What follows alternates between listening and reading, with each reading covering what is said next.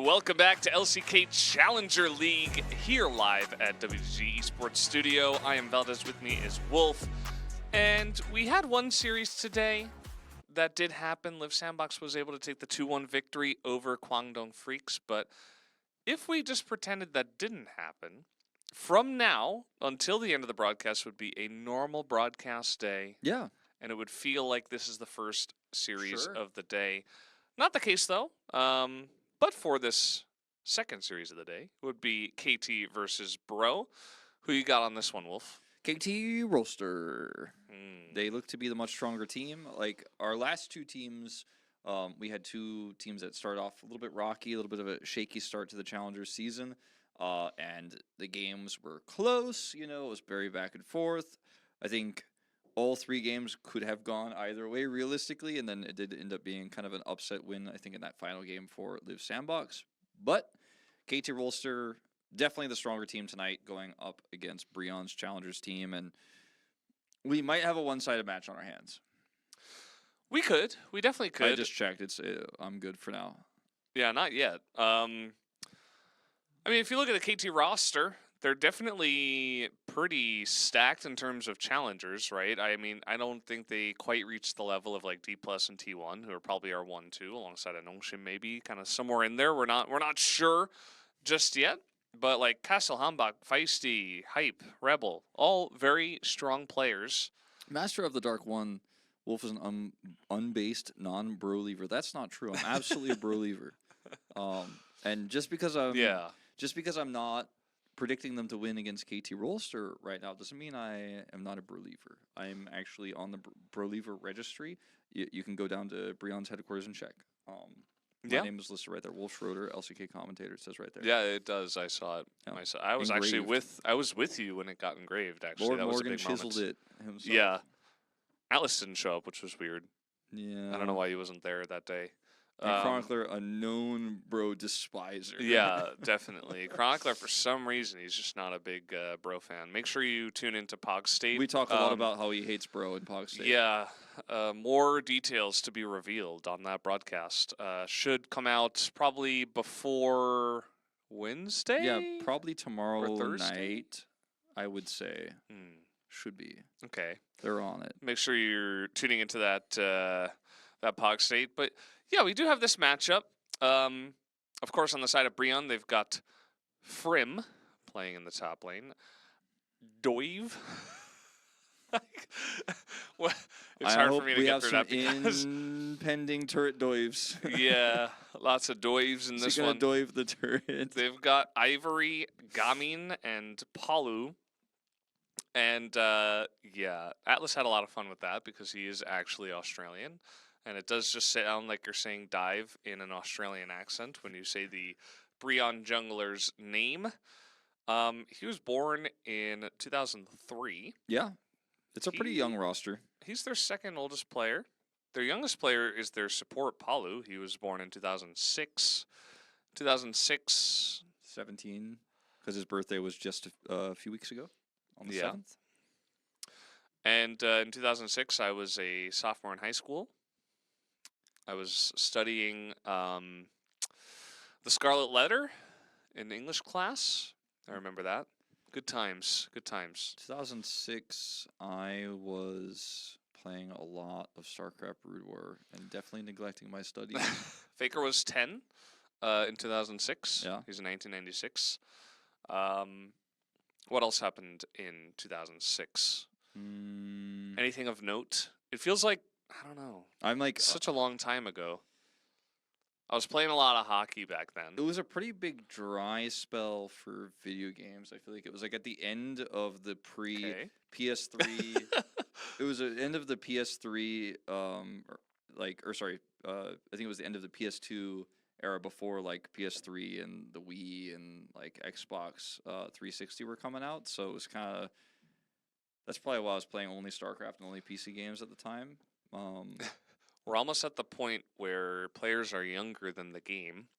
Yeah. We're getting there. That's pretty close. By the way, we did get a little bit of an update about the issue. It was a tech issue, audio issue on the side of Bro. as there was a little bit of a spread of COVID around the team. Yeah, and so Ivory. they've got some players playing on the stage, some players playing at home, just like in the LCK effort was playing from home. So kind of does make sense. Ivory is going to be playing from home. Hold on. I actually got a message for you on the desk. What do you mean? Like I didn't write this, but like somebody wrote Brendan sucks on the desk. What is that? It's not me, I promise. Somebody wrote Brendan Definitely sucks. Wolf. I did not write it. I did not write it. But it's really funny that like I just noticed this is not a bit. This is not a bit. It's actually there. It's somebody wrote Brendan sucks. I cannot on believe the this. table. It was not me. It's actually there. Well, who sits there? It was I think- Chronicler, I guess. No, right? I think Atlas sits on this side on the Challengers broadcast. Wait, right? why would he sit on that side? I don't know. He always sits on this side. I don't know. Well, it's one of them. Fess up. It was definitely one of them. I'm taking I a guess. picture of this. I think it's the mouse side. Damn, I can't believe they did you But like Mal that. is a very positive influence on the stream, so I don't know why he would do this. Yeah, if I zoom in on my phone, it is confirmed it says Brendan, because from far away it almost looks like it says Brandon, but Yeah, that wouldn't have been me. it definitely says Brendan. All right, looks like we're ready to take a look at the standings again. Okay, yeah. As you can see here, we have tied second versus tied ninth going head to head. It shouldn't be tied ninth, actually. Guangdong Freaks are in 10th now because they played an extra game and it was a loss. It was me. Yeah, I came in here when I Now, when I was consider alone. this, it could have been Achilleos because he sat here for the Overwatch broadcast.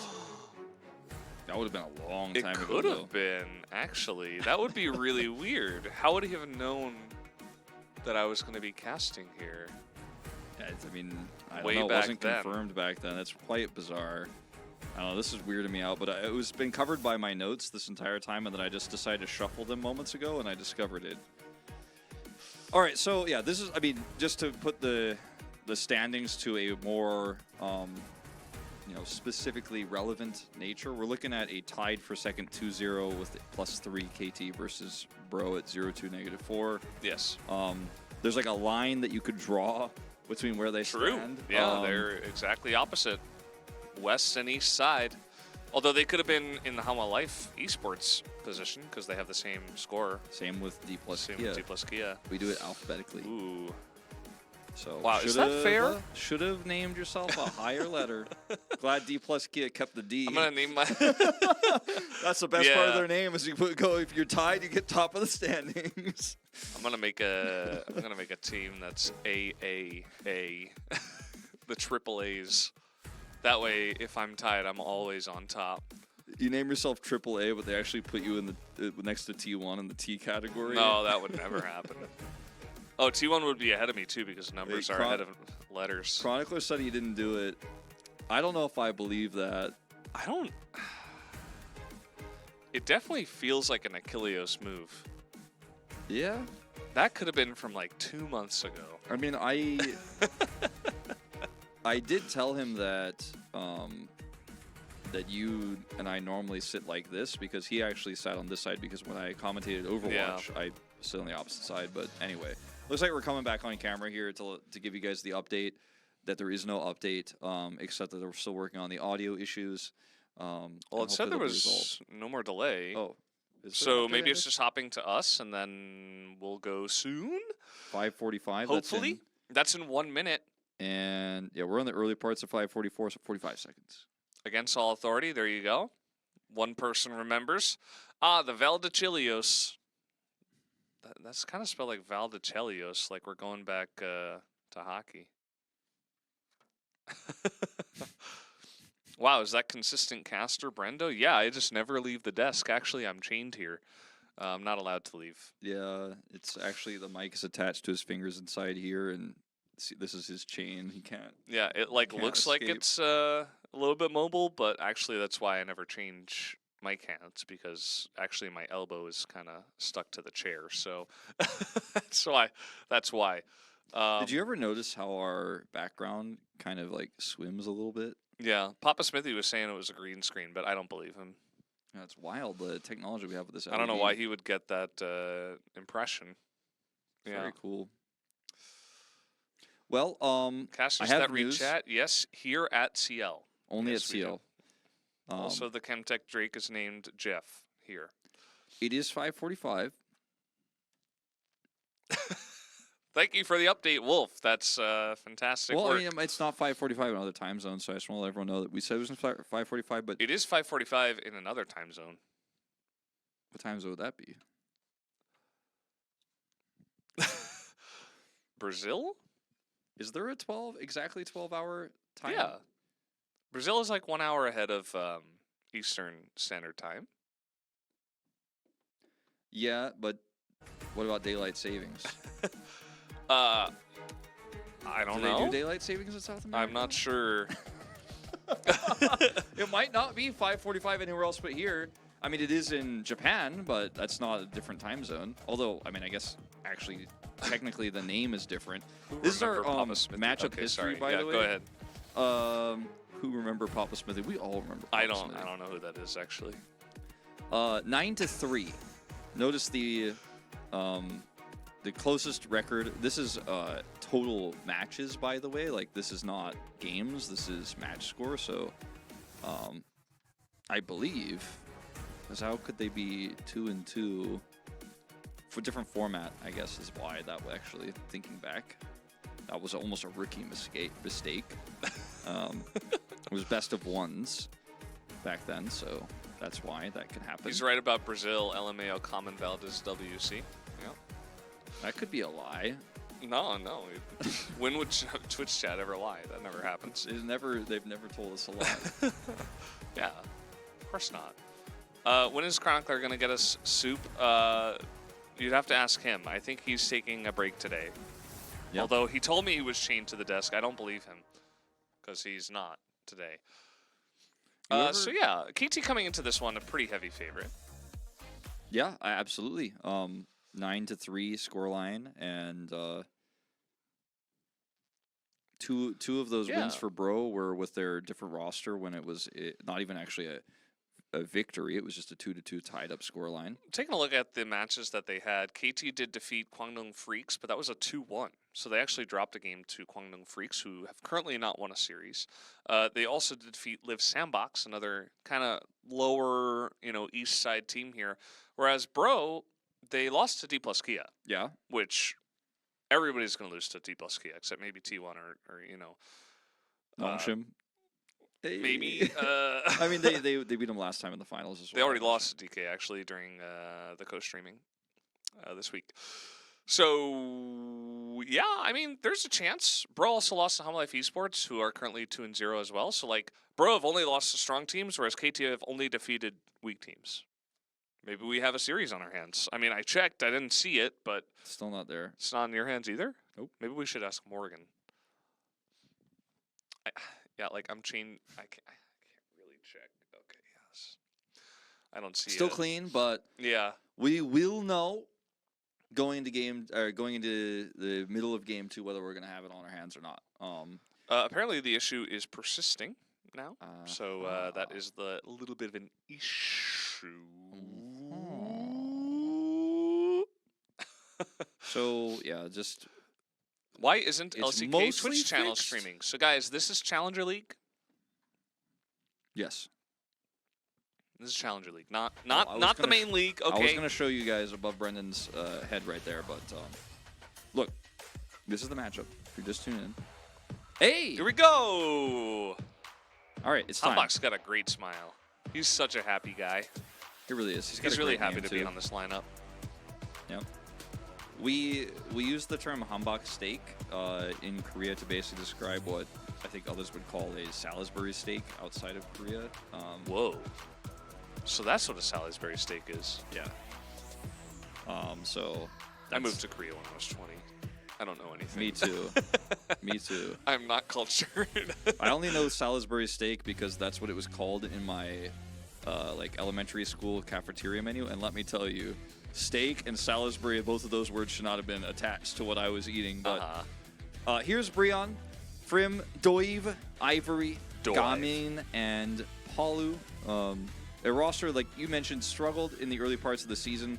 We're dominated by D plus Kia, but who hasn't been? And looking for a comeback here, a change of momentum going into this series. We did see Frim play the Mordekaiser, so maybe we'll get to see some cool weak side draft like that from the top side of the map from him again. Don't know if it will happen, but I'm hopeful, because that's very different from seeing Cassante, Fiora, and I mean, I think top's in a good place, but I'd like to see less Gnar. It's pronounced Salisbury. Salisbury. Thank you, Papa Smithy. I thought Bree was a never mind. D-Do-I-V. Yeah, I don't think that's it, Master of the Dark, but I appreciate the effort. Nailed it. Yes, Papa is here. He is a huge fan of the Challengers League broadcast. Yeah. He tunes in every day. Yeah. So you guys should tune in every day as well. Maybe Papa Smithy will be the new co-streamer for the days that we don't broadcast. Who knows? Maybe maybe I'm inspiring him right now as this downtime before our game starts is really just getting him hyped for doing it, you know? This says somebody who can, the guy who can become the best mid laner in the world. And I'm trying to look up that name. That is Ivory. Yeah, it's Ivory. From Bro, we got a Bro Lever here. A Bro Lever. And an Ivory Lever as well. Ivory is such a good name. Is it? Yeah, I think it is. I'm not a huge fan. Really? Yeah. Why is that? I don't know. I think it just lacks a little bit of punch, you know? It's like a little bit too smooth. I thought you were know gonna, what I mean? Like Doive. I thought you were going to say something like crazy, like, oh, yeah, well, I think it's really messed up what the poachers do. I'm like, Valdez, I mean, it's just a nickname. Like, yes. So I think people who live in ivory towers, you know, I really just don't like Valdez, man. It's a nickname, dude. I thought LCK wasn't going to start until Wednesday. Guys, this is the Challengers League broadcast, not the LCK. This is, okay. This is Challengers. It's on Monday and Tuesday. This is the minor leagues. It's like Academy League elsewhere in the world. Sir, this is a lotteria. Yeah. So, just to update everyone, we have a small delay. At this point, I think it's fair to say a sizable delay has occurred, but it's just making sure that all of the Bro players can be connected. And draft has started. I willed it away. Thank you, Upu. No problem, man. I'm always here for you. Okay. Karma Heimer off the table. No Sejuani. Rise taken away here, too. From Feisty. So, Varus, Lucian. Uh-oh. Uh-oh. Yeah. Could see it.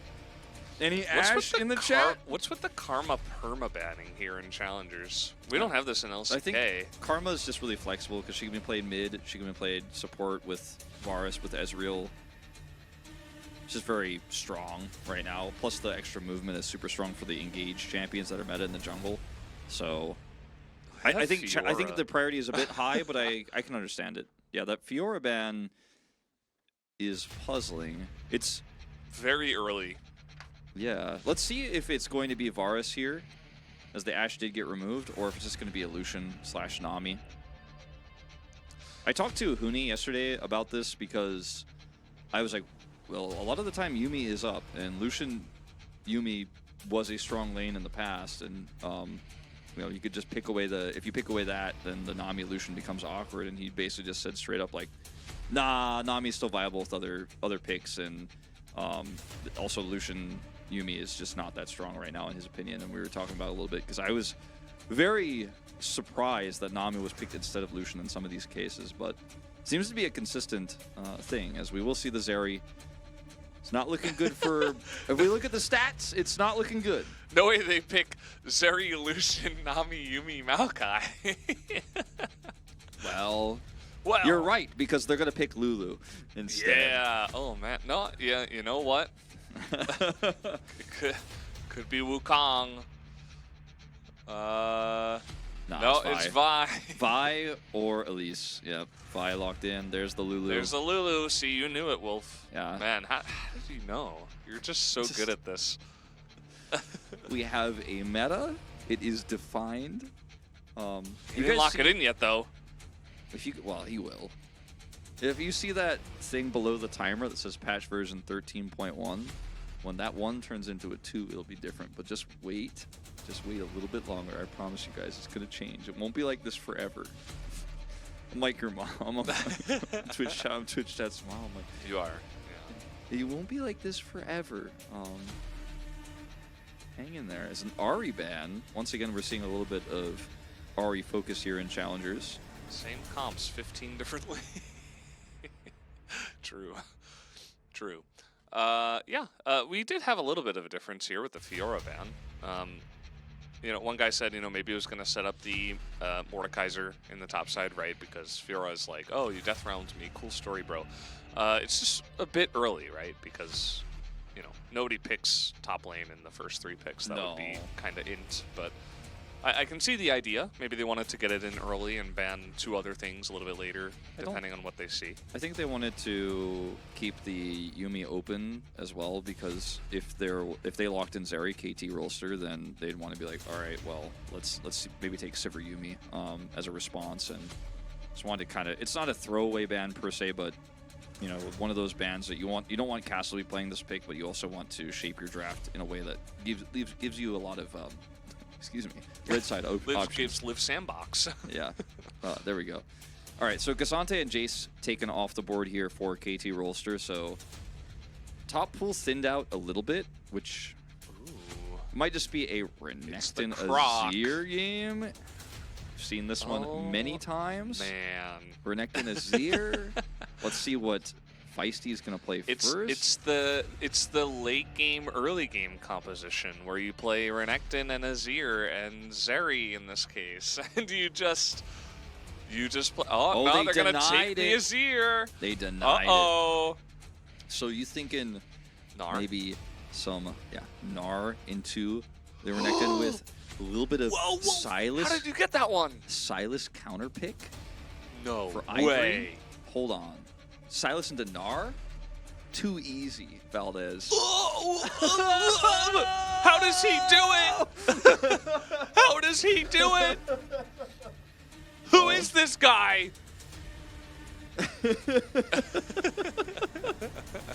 The meta is pretty solved, isn't it? It's really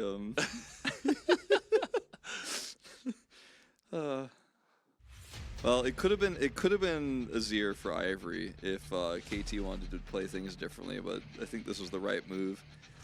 I'm beginning to think you watched the VOD, Wolf.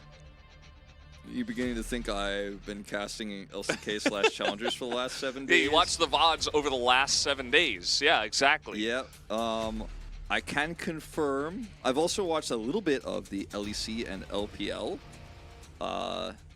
And it's not the same exactly, but it's mostly the same. All right, so in terms of comps here, I know it feels weird to even break this down because I feel like I've done this exact draft like 6 times this week, but do it again. Lucian, some early game prio for Vi, shut down the Zeri Lulu. Yeah. The Zeri Lulu, very weak win rate right now into the Lucian Nami, very weak win rate in general. Renekton topside is where Doiv is going to be trying to play around. You've got some mid-game power with this Azir in terms of the engage setup, but it is a tough matchup into Silas. I think surviving that Lucian pressure is going to be key, Valdez. Oh, yeah, he did it again. Do you think Silas will build a Rod of Ages or no? Yes. Oh, my God. I think you're right. How could you have possibly known? Do you think Azir's going to build Leandri's again? Ooh, yeah, I think so. All right, guys. KT versus Brosif.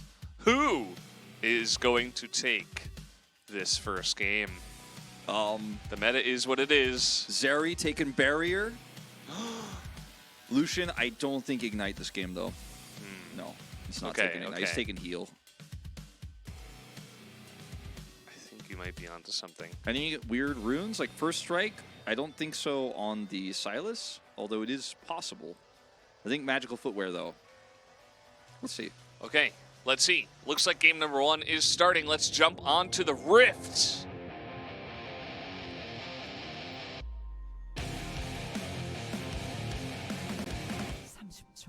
Here we are. They don't even let that beep sound happen anymore in the song. They just... Yeah. Cleanse on Lucian, actually, this game. I think that's reasonable. Yeah. Rebel takes the heal. You got Polymorph, you got a bunch of roots, you got some stuns. The barrier comes through. No first strike for Ivory, as mentioned. And actually, with the Conqueror he takes, he's not going to get magical footwear, so will affect potentially his timing of the Rod of Ages, depending on how he wants to play this matchup out. He's going to lose a lot of prio. Conqueror for Feisty. And anything else weird? Don't think so. It's the Phase Rush. Maokai. Sometimes unlucky. Yeah. So, do you think that Frim has been talking to Morgan at all? You think they share strategies? I think they probably do, to be honest. I haven't actually been to the Breon team house before, so I don't know exactly what their setup is, but my experience so far with going to other LCK team houses and checking out their setup is like the Challengers team and the LCK team have a lot of shared spaces in terms of food, you know, exercise and stuff like that. And the only big difference being the practice area and scrim area is usually pretty far away from each other, so that you can scrim the Challengers team, for example, without them being able to see your screen or hear your comms and stuff like that. Sometimes even on a different floor. But I mean, based on what we've seen from D plus Gia, how much it seems like the Challengers team and the LCK team are aligned in terms of their thoughts about the game, I think that's becoming more common. We saw Gen.G last year. Good job, Alistair, for Lospa. Definitely a little bit of showing that they don't practice together perhaps as much as some other teams, but yeah. I would imagine Breon, because they're on the lower side of the LCK, definitely sharing a lot of thoughts. Do you I know think that was that's kind why of a he joke picked question, but I Renekton? answered it seriously, and you're welcome. Do you think that's why he picked Renekton? No, I think he picked Renekton because this is just the evergreen new comp. It's like, if you take Azir, I pick Sylas, I have the counter. If you don't pick Sylas, I take Azir and have prio. And good mid-game fighting and scaling, and a little bit of extra peel. What do you think good Sylases do that not as good Sylases don't do? This is like the most open-ended question of all time. I mean, I think that something that I've noticed about good Sylas players so far is that they're willing to give up a lot of CS early to not take bad trades. Sometimes both. Sometimes give up a lot of CS and take some unfortunate trades, but that's not always the case. As yeah, we'll just like zip back to a different state here. Things are going a little bit better. I think what sets, at least from what we've seen in the LCK, what sets Sylas players apart is just, can you hit your chains? Yeah. That's often like literally what defines whether Sylas works as a champion or not. Yeah, pretty oftentimes, I mean, because sometimes you're down a dash and then you don't hit your chains, you're just not in range to do anything. So it's like, Sylas can depend on that a lot. I think that's a pretty good point. In terms of laning, definitely, some of the best players are really good at like farming under turret, like Chovy Faker-esque. Ivory's going to just win the trade against Hambach, but that's fine because Hambach's probably just going to be fighting jungle monsters or just, going back. Rebel takes about 7 bajillion damage. Not expecting the Zeri damage through the turret. Probably should. But yeah, that little gank there from the Vi was actually pretty good. Yeah. Good Ivory a bit low after his TP. And Feisty set that up really well, let the wave push through, and has now got the wave in a really nice spot where Ivory is going to struggle to actually farm properly, and is now going to have to take this awkward back with no TP because of the earlier trade. Yeah. So playing this early game of the Azir Sylas very well. So Wolf, Best Bard Top NA has a question for you. It says, if Morgan is Lord Morgan, is Castle a Duke or a Baron or Earl or what? Ooh, that's a really good question. Paranormal Inactivity said probably a prince, but we already had a prince, so I don't think it's a prince. But there can't be more than one prince. But Right. Castle is from a different house, right? Like, because he's not Yeah. on Brionne, so... Ooh, we're going to have a dive here. I'll give you some time to think about that. As the stun comes in, that is going to be a flash away from Castle. Not enough damage, and, well, down will go Frim as...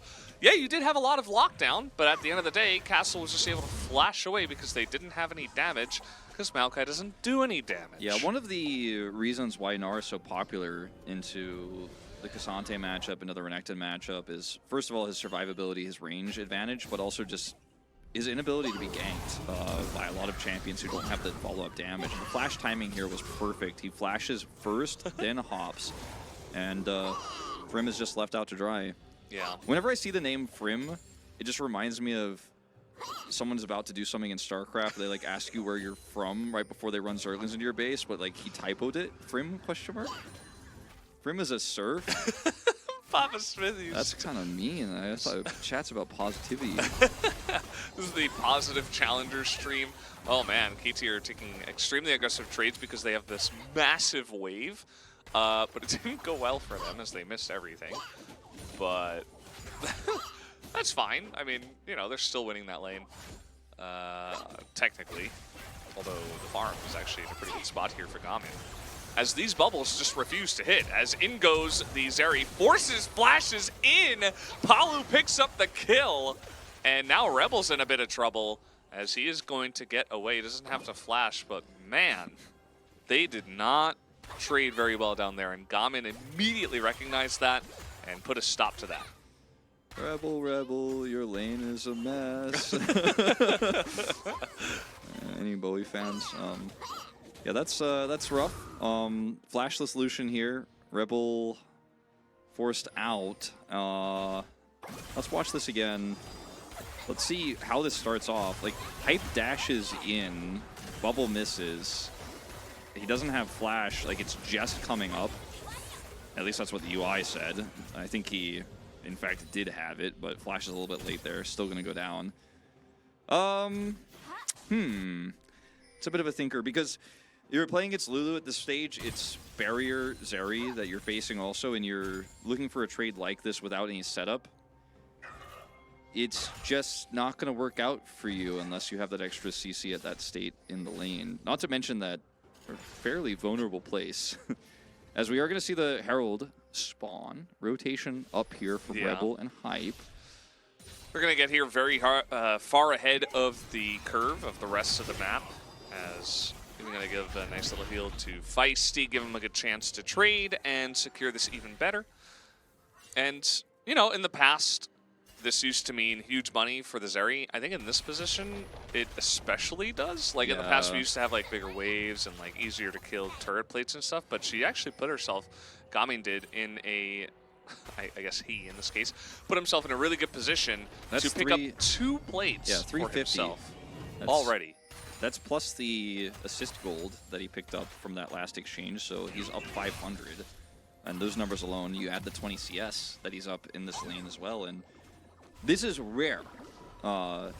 It's so rare that it's happened like exactly twice, like in the last week, basically. Yeah. We're like, wow, the Zeri is pretty ahead. Oh, they showed the gold number. I actually just missed the amount. It's probably like 600 up or so.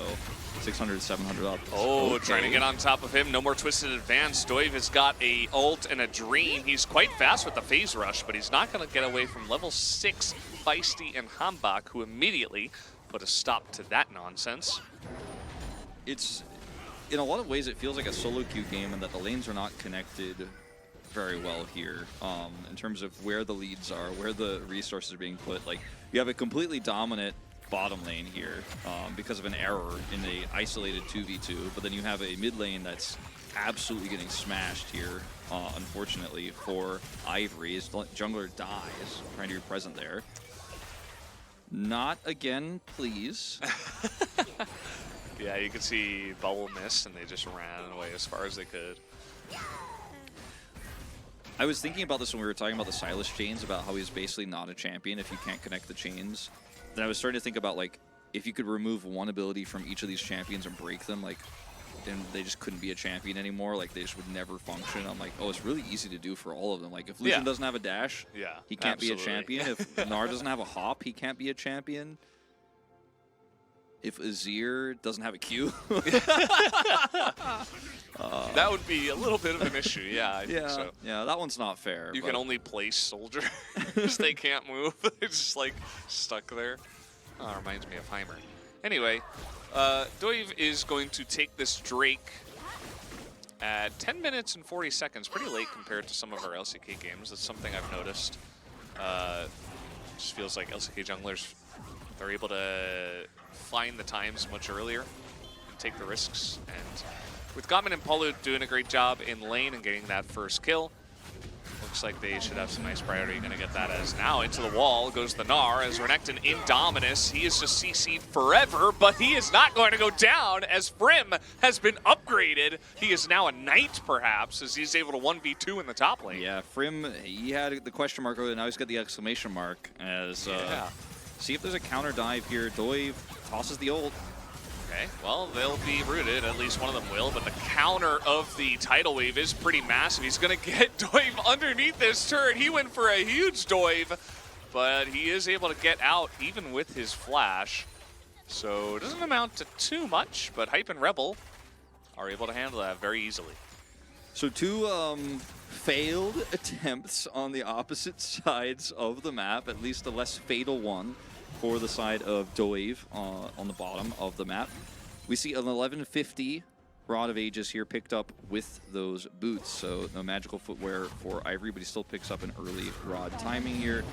Frim just plays this really well. Dominus early, under turret, grabs the stun and the Q. Bam! Slicing him up. I think, not Hamba, Castle, I think his house hit the minions that were right in front of Frim, so that extra bit of damage probably would have been enough to kill Frim before he got out of the CC chain. But again, they probably wouldn't have been able to CC chain as cleanly as they did if he had to move into position to hit the house. So it's a little bit of, you know, what are you going to do? Like, maybe he could have set it up slightly more perfectly, but not meant to be. Really unfortunate, though. I mean, the result is turning this lane around quite significantly, as we do have a group up here around this Drake that spawns in 3 minutes for the KT roster players, trying to collapse onto Gamin, and there's a defensive Maokai, so I think a bit of a bridge too far for the KT roster players, who are really reeling, I think, after that failed dive topside, trying to make something happen, trying to slow this area down. Not going to be able to pick anything up, however. Just going into this mid-game with a early Oblivion Orb on the Azir, as we talked about in the Sylas matchup earlier for the Akali. But I think this one going to be much more valuable because of the reliability of proccing it. Yeah, absolutely. This is going to be a pretty interesting top lane from here on out because, you know, the dive went awry and then the other dive went awry. So it's like, who is going to take the cake when it comes to this one? Who is going to chomp down on the action? I feel like both Meganar and Renekton would love to. I think now is the time to continue our little game of, at this moment in time, who do you think is going to win the game based on what's happened so far? Because this is actually really fun. I know it's a bit early, but I think given that we're into a bit of a lull state here, we got to mix up the timings, though. You know, if we do it at the same time, it's not as interesting. I think that KT should still win. That's my prediction, just because I think the jungle gap is pretty large. I'm going to agree, and even though there's been some poor trades for Hype and Rebel, and things went almost horribly, disastrously wrong for them twice, definitely once, I think they're going to handle the mid-game when they have this Gale Force online now very well, and they have a lot more agency this game. Speaking of... Okay, trying to get on top of Ivory, they will force a flash, and that is about it. They got 3 plates in the mid lane, by the way, so should be seeing Feisty in a really good spot, even though he doesn't have any kills. He has the 1 assist. He's got great farm. He's got great turret plate gold. And now we're going to be fighting over the second Rift Herald here. Yeah, with Doiv's ult online, can be a scary prospect here for KT to get into position to contest and then push this mid wave first. Also, Feisty here with Flash makes this a very awkward spot for Bro, especially once this ward goes down. Now you just really don't know the two approach angles as Bro here. Like, you can't cover both sides as Doi. This is looking really nasty. Probably want to back out. Yeah, I think KT are doing a good job. Okay, he's going to push him over the wall, but actually Feisty just gets owned as I immediately curse him. Gabi goes over the wall and has to flash away. That was not good, but from behind, in goes Frim. That's 2 kills now to the side of Breon, as this will be their objective from here on out. I mean, that was a really cool idea by Feisty to try to lock down Doiv when he goes in, but he's just instantly blown up. We'll take a look at that again in one moment here. That 455 damage that comes through, all the pitiful amount that this Azir can do. And I talked about how he could, with that control ward down in the river entry brush, and also the brush controlled there on the left side, there's 2 different approach angles for the side of KT to take this fight. They've got a Vi, they have obviously this Azir, and there's no Gnar in this fight, so you're not worried about the Gnar bars. We will have a pause here. But, and I assume this is probably audio issues. We'll let you guys know as soon as possible. Castle reconnected, though, so maybe he just disconnected and they paused? Yeah, could be. The fight was very much about instantly killing the Azir, though, is what I was getting at in so many words. Yeah. Feisty was really fed. If you take out the really fed member extremely quickly this early on in the game, you're going to have a great time, especially one like Azir where if he's not doing damage, he's not really doing much of anything. He didn't even really get that great Emperor's Divide. Let's watch how he gets, what happens to him here. Because he Emperor's Divides, but is just instantly yoinked back by the enemy Emperor's Divide and is stunned up. So he's just blown up. And even though Castle is finishing up his Narbar right now, he doesn't have it in time. Very late to this fight. Obviously, Renekton could just simply ult at will, and this is the complexity of Gnar that I wouldn't say complexity per se, but it's the kind of conditional nature of how Gnar works that can be very frustrating to play when you are teleport warring against a Renekton. Can also stop your teleport depending on how you use it, so not fun. Maybe our bread that we made about 2 minutes ago now, I guess. I'm sticking to it.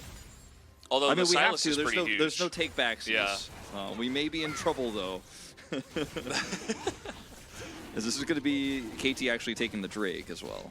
Yeah, he's got his adult pet already, so he's going to be sprinting out of these brushes. Is Hanbok. We'll see if he can set up any kind of dives or any kind of plays with the Vi. Really, you know, we talked about the Nautilus a lot against the Zeri. This Vi was, of course, picked afterwards to handle the Zeri as well. Point and click, you get into the back line, and if the Vi is fed, you can survive for a little bit longer and have a better chance of setting that up against the Zeri. Still 17.5 minutes, guys. I know you really want to take the Baron, but that's not alive yet. Oh, we're just clearing some vision here, trying to make sure that the Azir side laning isn't as free or safe to do right now, because if that vision is up, then it means that the information is there for Feisty if he wants to back away. We can see the rotation coming over from Doiv. Side laning is so much harder against a Maokai and so much safer with a Maokai on your team, because you know that you could side lane very far because of the insane range at which Maokai can support or collapse with. So having that extra vision is really important. And removing that vision also doubly important here, as they're going to go ahead and push for a mid-turret here with this wave. Should be able to get it down. So just a big 5-man group up here. No real cost. I mean, side lane here for Bro on top and bottom. Going to lose some minions for them, but I think this is way more valuable considering how this comp works with Lucian. Zeri now having to be a lot more protected or passive with her farm. Here comes Frim again. Here comes Frim. He could get a pretty nice angle here. There's no vision on the bottom side, and they're looking to dive pretty recklessly into this one. Rebel is just gone, but he is Nami. Is it going to matter after all? As in goes the Vi underneath this turret. They want to hold on to this turret. Did Bro go too far? Is really the question. Castle's got this Narbar in a perfect spot as he is about to hit Mega Gnar, and the poke is really doing a number here onto this back line. As you see, the turn has to be made by Bro. They do an okay job, but inevitably this is going to go the way of KT as Hanbok is still chasing after his jungle counterpart. Not quite able to take down Doive, but still a big team win to KT. Yep, having that extra crystal and just Vi's stats versus a Maokai feels pretty confident despite no health bar here to continue to chase, and hopefully, he was hoping he was going to lock Doive down for long enough for the follow-up, but he does not succeed. What's crazy about all of this is that Nara is not here for this entire play. He is still walking. He's still walking. The Nami ult bought very little time. It's really Hambak who actually saves this play by ulting in between the turrets, and then they're trapped here. And by the time Castle shows up, uh-oh, we're stuck. Palu has to flash. Castle wants to flash in and set up the play, but then he's like, I think you guys got this. The Azir ult here is perfect as well to help make sure that Prim doesn't get that lockdown. And yes, a few kills are traded. This is a huge win for the side of KT Rolster. And essentially a failed dive. The turret still stands, which again is a big problem for how this comp is going to function as Brion, because Hype is looking for any opportunity to Gale Force in and kill Palu or force Gamin to flash, force him to barrier when it's up. It's not up right now, spoiler, but the fact that it can't trade the turret back means that Doive has a lot less agency in this setup too. You may even have to use it to try to set up for another dive to take it out, because it's such a hard turret to kill in this comp. As Ivory in a very awkward spot, but he might not be spotted here. Maybe he can actually set this up onto Hanbok. He's a bit alone though, like it's only the Maokai ultimate. Where's everybody else? They just get tidal waved away. As now KT going to group up for this one. Rebel does go down extremely quickly. Stolen tidal wave does nothing. Except corral them, I suppose, to the bottom side. They're looking to turn here onto the Renekton. A decent job. They keep him under the turret the whole time. That was so crisp from the side of KT as they just lock down that Renekton from 100 to 0, and they spot him coming in. That was perfect. Feisty and Rebel played this fight so well.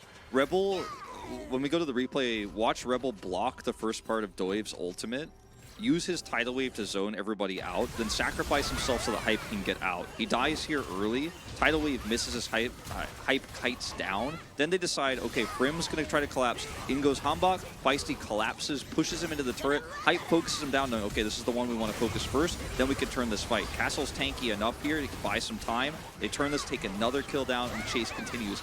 This was such a slick turn from KT. It looked doomed until they turned that one around with that Feisty ult combo with Hambok. I'm sad that we missed the beginning of that too, where Rebel blocked the Maokai ult, tidal waved everybody away. I mean, it was a long fight, a long replay, a lot to show, but both Rebel and Feisty did such a great job there, and that's going to be another turret going down. Yeah, it's a pretty big turn for KT because, I mean, bro, we're trying to fight on their terms, right? But this happens often in challengers where it's like, we are fighting and we are fighting now, and there's no, like, stop button, you know? Like, in the LCK, we might have seen them just back away. It's like, okay, well, we all got tidal waved, so, you know, we're not really going to chase this. But, you know, bro got the kill into the Nami. They're like, we must go, and then they kind of all funneled into a choke, and Renekton went just a couple seconds early, and they were able to turn onto it. Not to take anything away from KT's turn, because that was pretty incredible. Like, that was really awesome to watch, just, you know. And it's two plays from Bro where they do cross the line just a little bit, just 1 foot over the line, and at this level of play, even, you know, below the LCK Pro League, like, it's still a step too far over the line, and you will get punished by amazing plays like what we saw from Hambok and Feisty there. So the Leandri's been done for a while. Now we have Shadow Flame. Rapid Fire Cannon means that Lucian can pick from even further away. The spikes are really coming online here for KT to start making aggressive plays, because they lost a little bit of map control early. Prim surviving that dive topside and the stuff that happened bottom side meant that Bro had a nice lead. But now they're starting to lose a little bit of control over the map as KT are spiking. They have a 2 Drake lead. That 1 Drake that Brion picked up is so huge, because if this is KT on Soul Point here going into Mountain Soul, this game feels almost unwinnable for Brion, because it's not yet a time where Zeri can fight sitting on 2 items. And in 3 minutes and 45 seconds, if that was the fight you had to take to prevent Soul, you'd feel terrible. Still don't feel great, but you have a little bit of extra time, that 1 Cloud Drake being such a nice buffer. Yeah, trying to buy themselves some time, but I'm not sure that KT are going to give them much time. I think KT are a good enough team in this league to kind of identify, okay, we've got Lucian in a really good spot, much better spot than the Zeri at this moment in time, right? We have our Vi is super fed. Our Azir has got 2 items, 2.5 items. Can, of course, deny healing from the Sylas, as we always love to do. KT should be looking to press their buttons as much as possible. I would love to see them try to set up around the Baron. They have really good damage on that objective. They don't have to take it. They can turn relatively easily with a Gnar, an Azir, and pretty much everybody the crazy in thing their lineup. Too is I think at this level of play, right, KT roster, this roster has had some moving parts, right? Like Rebel and Castle, really the mainstays on this roster previously. But if they're tracking flash timers perfectly here, I think there was absolutely an opportunity to start Baron because Gamin's flash is down, Ivory's flash is down, Doive's down, and you have Insane Turn, as you mentioned. I think that's one of those things where if you were tracking those flash cooldowns like to the T, you might actually realize like you've had an opportunity. As it turns out, they're actually kind of starting this up right as some of those are coming online. Still, they have amazing turn. Flashes be damned, right? But it is a tough fight, I think, for Brionne to take here, but they cannot let this Baron go with the map control that KT Roster already has. Look at these control wards set up right now. If you try to use the Maokai ult first in this fight, it's really easy for KT to just disengage back away and then go back to the Baron. So you have to find a different flank angle as Renekton here. Man, he's seen.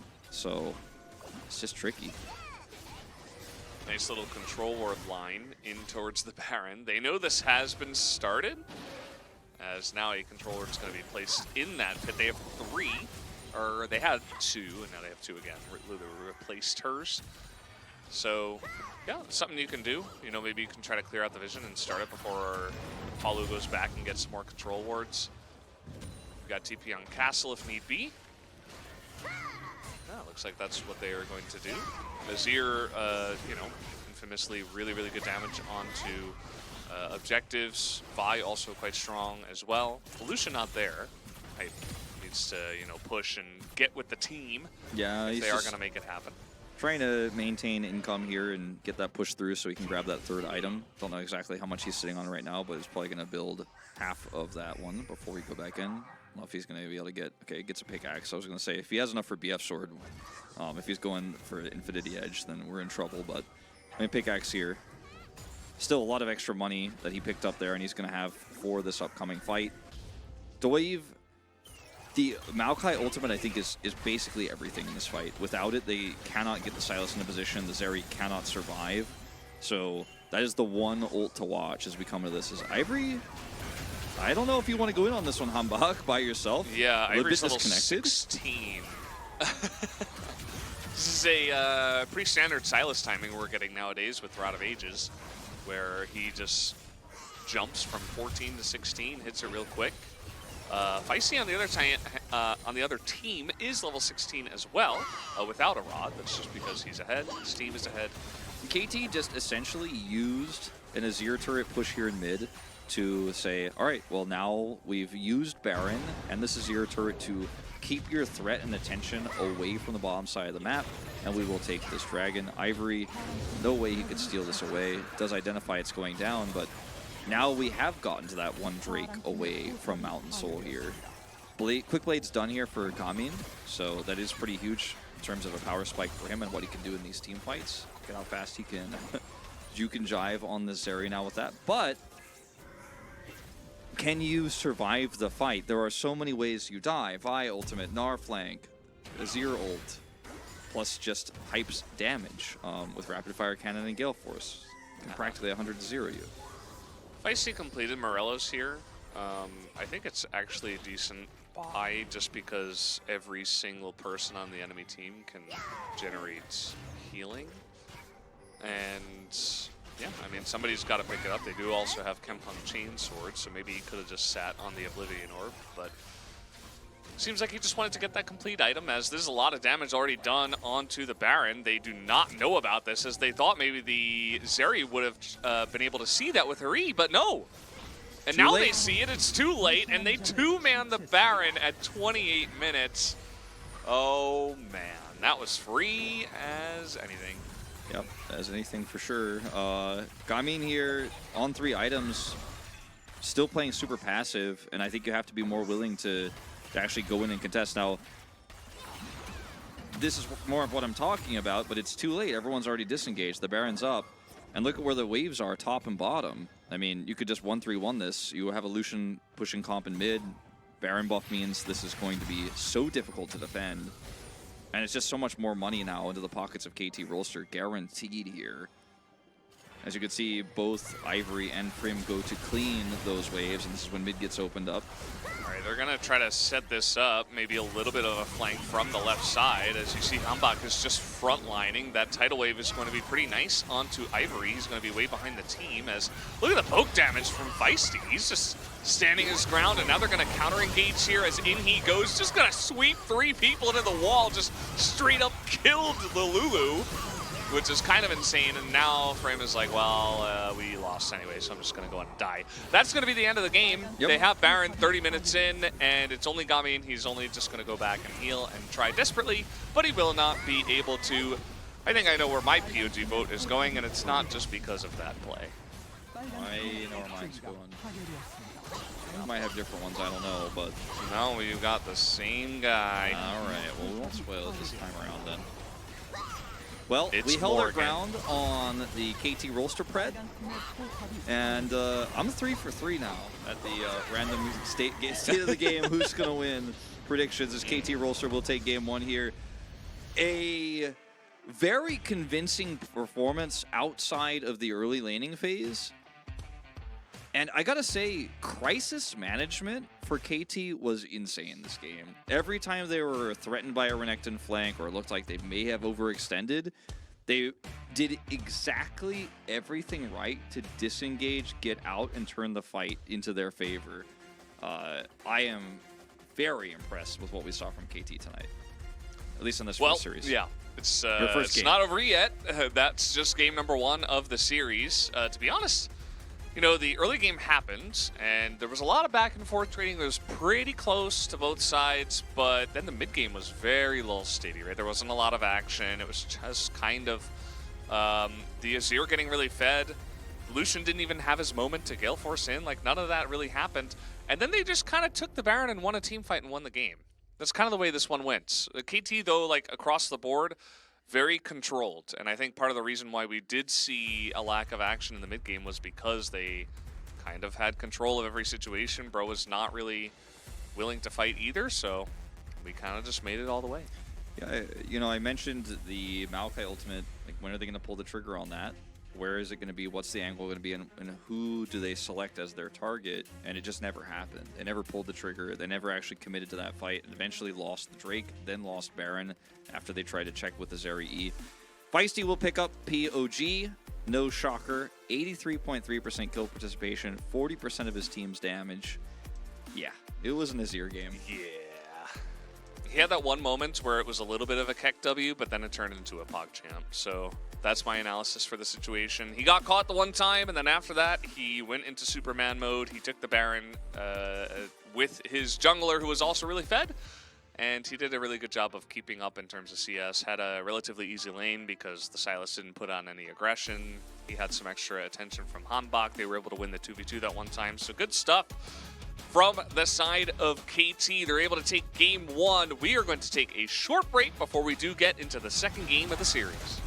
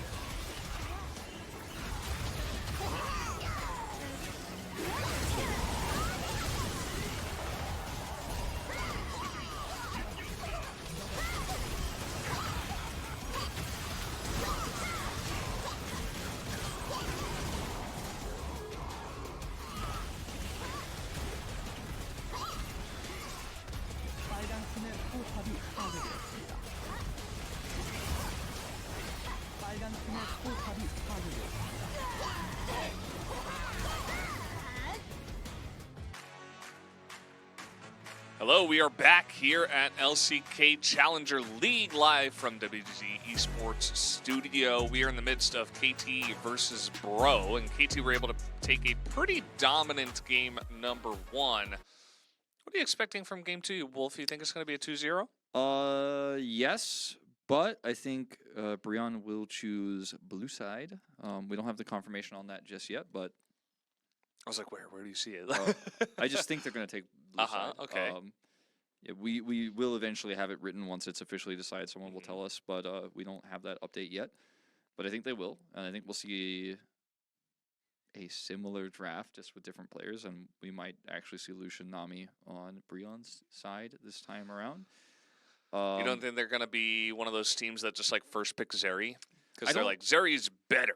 I don't We'll pick it. think so, and I think if they are that type of team, they'll just pick red side and take it there again. But Salty run back that's the one scenario. That's the one place, and you could argue there was like some top control there from Frim. That's weird to say. From Frim. From Frim. Yeah. But From. But I think that when you consider how the bottom 2v2 went and some of the mistakes that were made down there for the KT roster side, I'm thinking if I'm Brion, I want to put my focus on the bottom part of the draft first and get what I want, whatever matchup I'm looking for there, try to abuse that. I would love, like, if it were up to me, I don't know the intricacies of these players' champion pools and what they're doing in scrims, but if it's me, I'm thinking we play Lucian, Nami, Elise, and just try to play around bottom side. And Elise is also very binary as a champion right now if you're trying to play that playstyle, which allows their jungler to not get gapped per se, because he had some problems obviously in that game. Just get a lead. Bro, selected. Question mark, he's trolling Oh no! Blue. Blue. Okay, so I was right in my prediction, but will we see the Lucian Nami draft from them, or are they going to try to draft for like Ryze or Varus or something? We'll see. Yeah, guys, we hang out here at the Challengers League. Did Yundo get banned? Yeah, Yundo got destroyed by Nightbot got Nightbot. him. Get wrecked, Yundo. I don't know what he said. Absolutely destroyed. Maybe he wanted to tell us what side was picked, but he wrote it in all caps. Yeah, probably. Classic Yundo. Yeah, we can read chat here. We can have a good time, relax, all positive vibes at the Challenger League. I'm glad.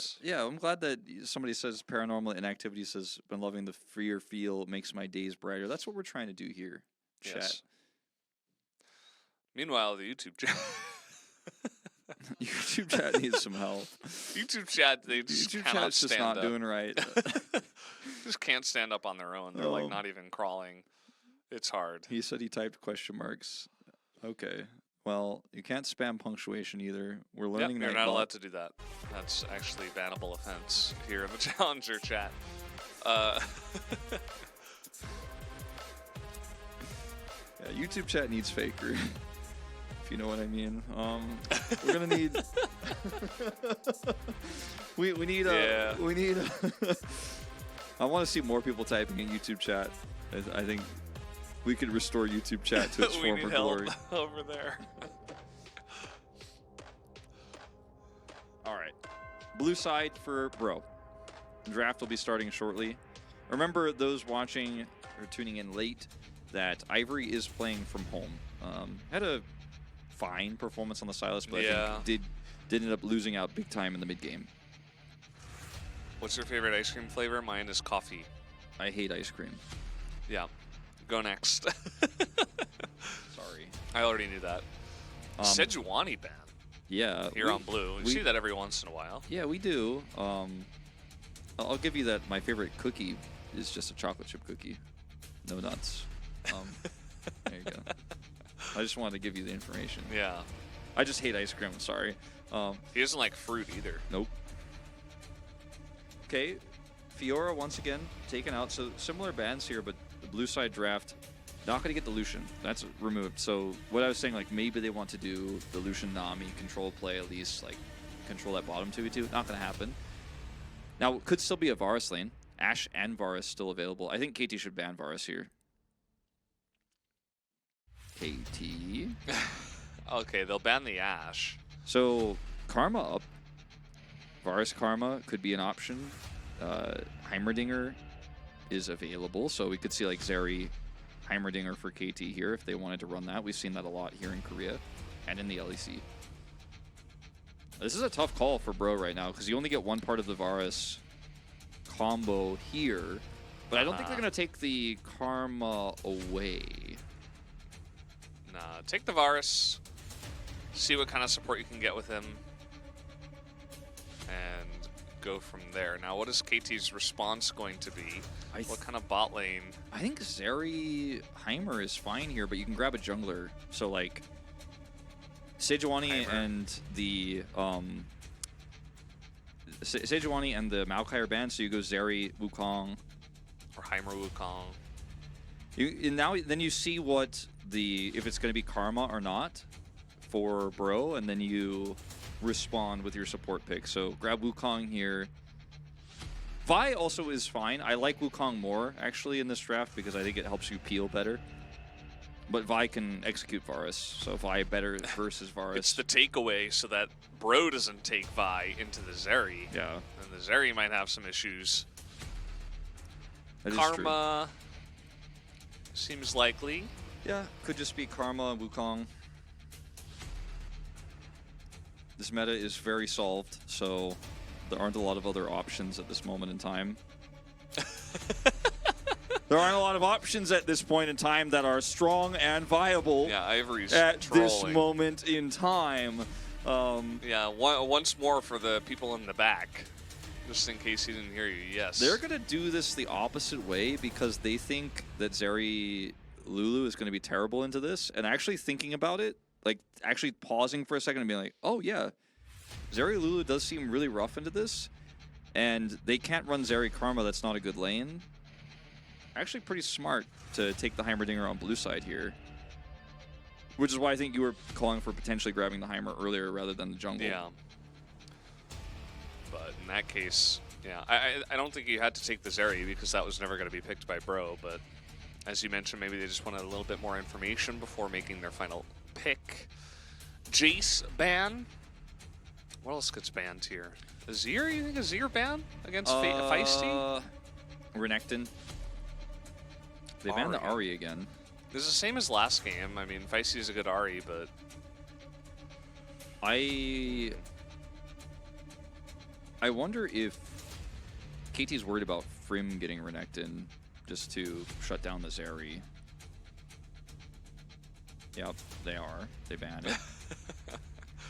So that's gone. Good adaptation. Yeah, the Ahri ban, thinking about it, I guess just with the Vi, that 2v2 is pretty insane, so I think they want to take that away, but I think an Azir ban here is fine as well, but they're just going to go same two. Yeah. Ahri Syndra. I think this is a very easy, well, I was going to say easy Azir lock-in, but they're going to go for the Cassante potentially here instead, yeah. Which means we know it's Gnar, and it's going to be either Blind Silas here or the Azir pick away. Could go Akali as well, I suppose. But taking that blind is a little bit more dangerous, of course. Kassadin could work here too, I feel, for Brionne, but it's tough, right? There's a lot of risk to it, but you already are going into a scaling game versus the Zeri anyways. I'm going to take the Silas instead. Yeah, Feisty just want to match up against the Silas. I think you're totally fine to go Azir this time. You don't have to worry about the Maokai, which was a little bit annoying for you in the last game. Let's see if Feisty's got a different idea. They don't immediately auto-lock it. So Akali. Yeah, you were talking about this option. I think the best way to put my fears for this Akali is that I think there's enough peel here between the Wukong and the Gnar and the damage that you're going to take as you go in as Akali versus Heimerdinger turrets. You're not going to lock the Akali down with the Heimerdinger, but those turrets are going to stack up damage. You have so many ways that in a longer fight, Brionne are like, oh, you just made what's one of the weaker parts of our composition stronger, actually, by picking this into us. If you went for Azir here, there is just no way that Brion's comp can compete with the long-term damage. Even if you went Victor here, it's the same sort of issue, right? You might be able to kill the Victor, but it's tough. I'm not a huge fan of this Akali pick, but I still think KT can win this game if they play it right. But glad that we did get to see what I wanted, which was Bro trying to play for Prio bot lane, pick blue side. We see something different here. So now the coin is kind of flipped in terms of what these compositions' identities are.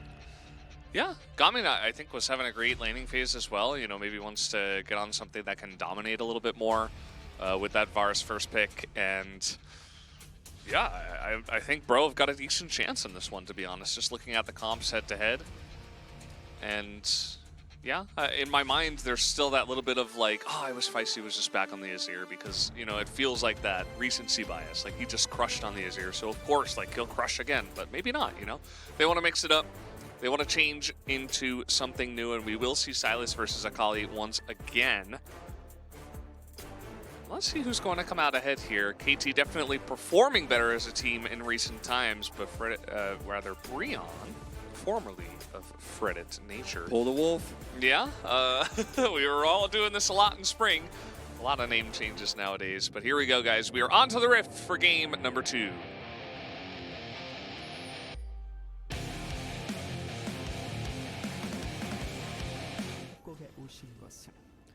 YouTube chat's figuring it out, man. Starting to become a little bit more active. Asking what kind of monster hates ice cream. That's the kind of thing I want to see. Hey, at least they're speaking in full sentences now. That's good. Yeah. There was that one guy that just said ghost 3 times in a row. I was worried about him. Some different variations of an attempt to spell it. Yeah. Taking a look at runes here. Comet is poke Varus this game. So double Comet. Scorch, double Comet. Oof. Double Mana Flow Band. Double magical footwear cookies. Oh no. But a little bit of a variation. There's there on the one slot, variation, yeah. yeah.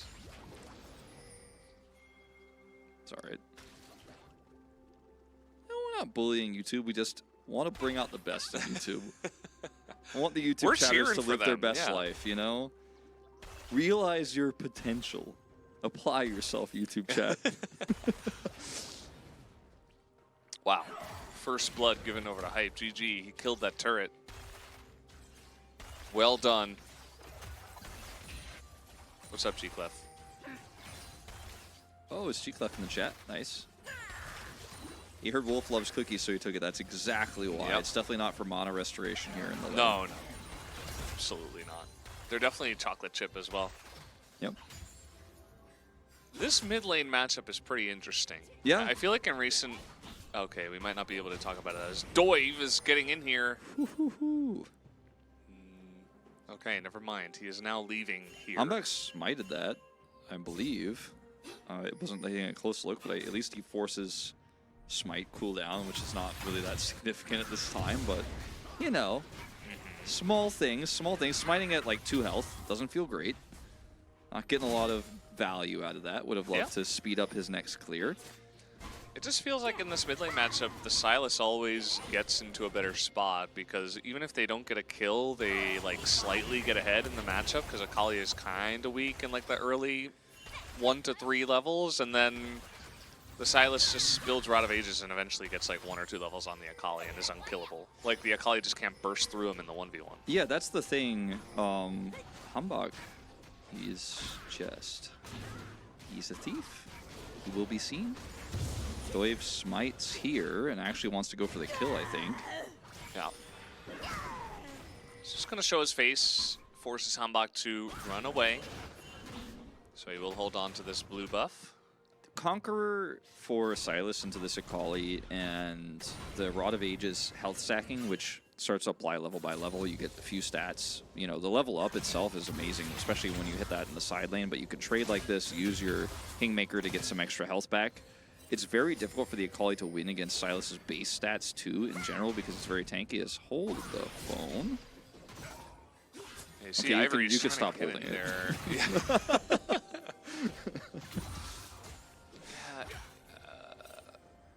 That was good from Doive to get in there and kind of like stop the action, you know, kind of be like the mediator between the two fighting kids.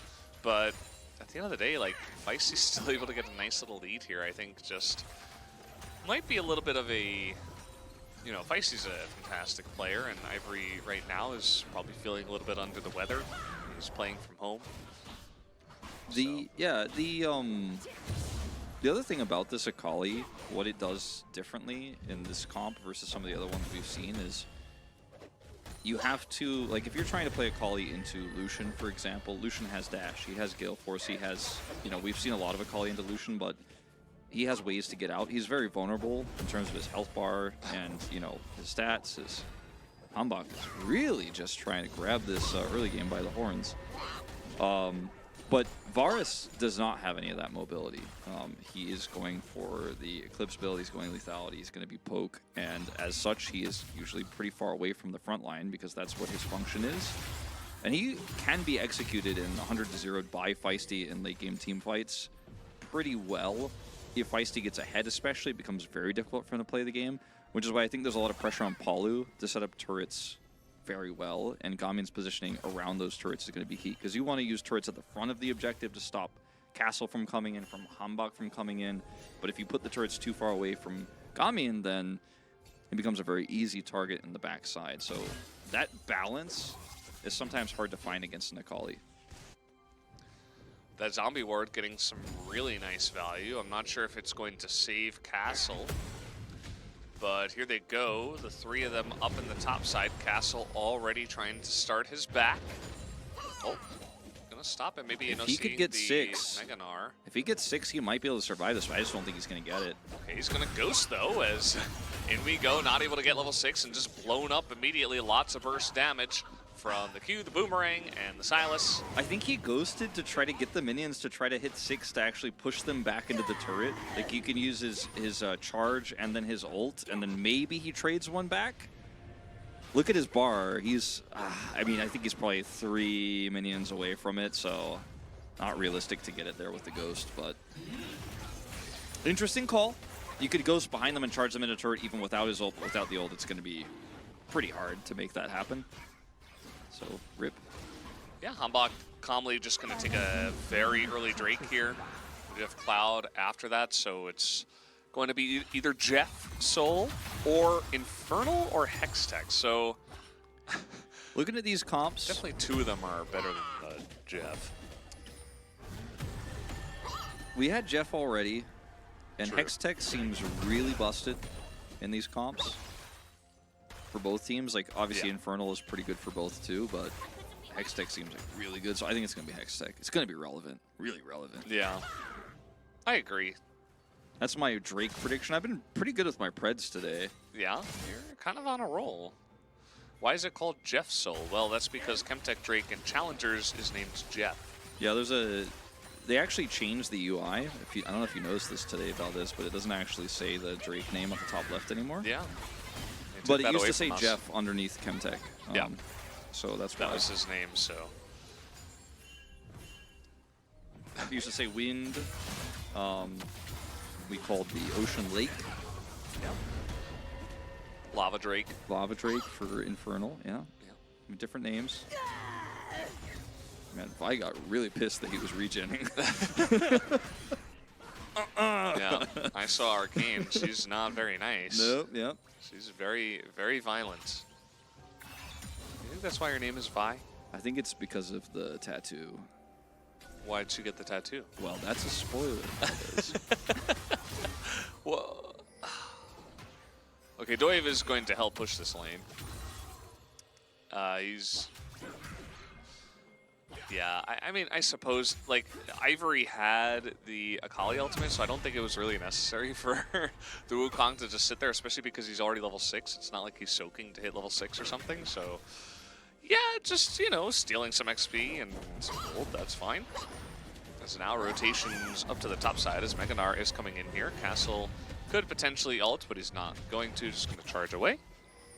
Yep, his ghost is, his ghost is coming back up in just a moment here, so going to feel a lot better about his ability to contest this Rift Herald now, as this is a really awkward time for KT Rolster to commit to a fight.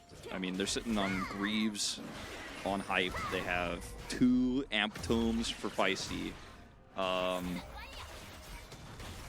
This one is going to be a tough fight unless the coordination is perfect. As here we go, Okay, Wukong. Cyclone onto 3 of them. They do split, but immediately the jungler from KT is just gone. As nice little engage here from the Cassante, giving a nice front to back for Hype. But still not a true fight coming out here just yet. Grenade is going to go wide. Hype's still alive, but you can see that KT without a jungler just going to try to give this one up. Yeah, you have Heimerdinger turrets here. You have a nice split. You can't win the Smite fight. There's just no point in trying to 50-50 this one, but I mean, I really felt like this was not the time to try to make a stand here. Just leave Zeri bottom. You know that Gamin is going up. You know he went up earlier. Try to get some extra minions there. Instead, they try to commit to this. Polymorph goes on to the Sylas here, and Ivory has a lot of pressure, but because he has the Akali ult, can just kind of skip through the bottom part of this fight, do tons of damage. And look at where Feisty is. He's doing very little, actually, on this Akali. Can't threaten anybody. There's just too much damage on the turrets, especially in this early game, to stick around to do more. He didn't have that Hextech Alternator that he has now. You know, he doesn't have any stats really to speak of at that moment in time. Yeah, and as I was mentioning in the beginning of the game, we're getting to this point again where Sylas becomes kind of better Akali, more tanky. You can steal the Akali ultimate, and you have like slightly less mobility and slipperiness because you don't have a shroud, of course, but you basically don't die, and you can also Kingslayer to stick around, so a very obvious version of Akali. He's going to get his Rod very early on as well because he did pick up a kill and an assist from that first skirmish. He is pretty far behind on farm. I think like a lot of the early trades did not go Ivory's way. Like it seemed like Feisty was doing a good job in the early laning phase, as you can see here once again. But I think that the items here might just push Ivory over the edge when it comes to the mid game. Yeah, I think so. Because essentially, weirdly enough, the Rod of Ages kind of acts as experience, and you know you're going to eventually catch up with Feisty here. He's not that far ahead in terms of the level, as you can see. You know, about 3/4 of the way to 9 at the moment. This is really rough for Hype and Rebel, though. They've taken a lot of damage here in this push again. Drake is spawning. At least there's a scuttle of vision here for KT, but trying to break through this choke point right now is potentially going to be disastrous. And this extra time they have with the Prio means Heimerdinger turret setup. Talked about it many times, and needs to use this one turret to actually push the lane. Feisty? Don't know about this one, my man. He does not have Shuriken anymore, so he's just on the run, trying not to die. He is going to almost get executed. He's going to live as no. Poor Ivory.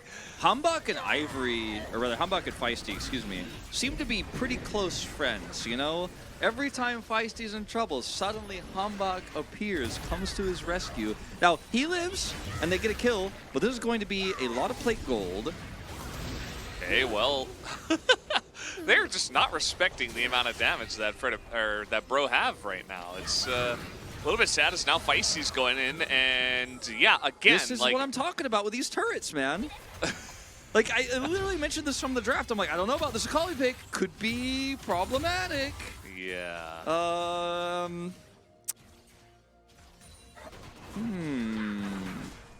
Well.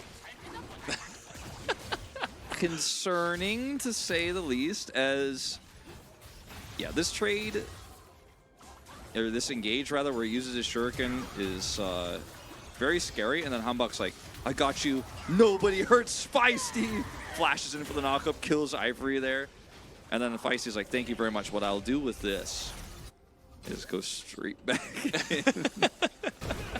Straight back down mid. Yeah. Every time I'm out, I keep pulling myself back in. Yeah. Oh. Well, they both went down together, and now it is Hextech Soul, so you were correct, Wolf. Your Preds are just on fire today. Damn. It was not Lake, it was not Lava, and it certainly was not Jeff. We already had Jeff. Yeah, that's enough for one, Yeah. you know, that's enough Jeff for one night / day. / potential up to 9-hour challengers broadcast. All right, Ivory's well. still behind in experience, but the rod is completed now. We're at, I finished it around like early 13, maybe like 13:25 or so. So it's going to be stacking that one up.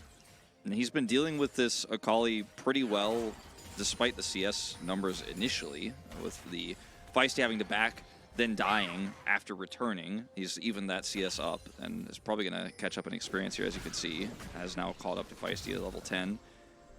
Gets tougher and tougher to kill this Sylas as they're going to try to set a trap. Yeah, he's trying to look really silly right now as the Wild Growth comes in, and actually it's going to be KT who looks silly because so many members of Bro were just right there, including even Gami, who was coming down.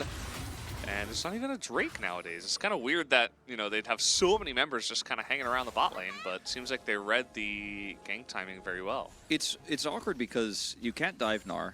You don't have a Baron to focus on top side or anything like that, and it's so far away. Like, the second Herald here is not that relevant either. Like, the spawn of this is coming up, but, like, you don't want to play around top side here around this Gnar that is starting to become a problem, but is very ungankable.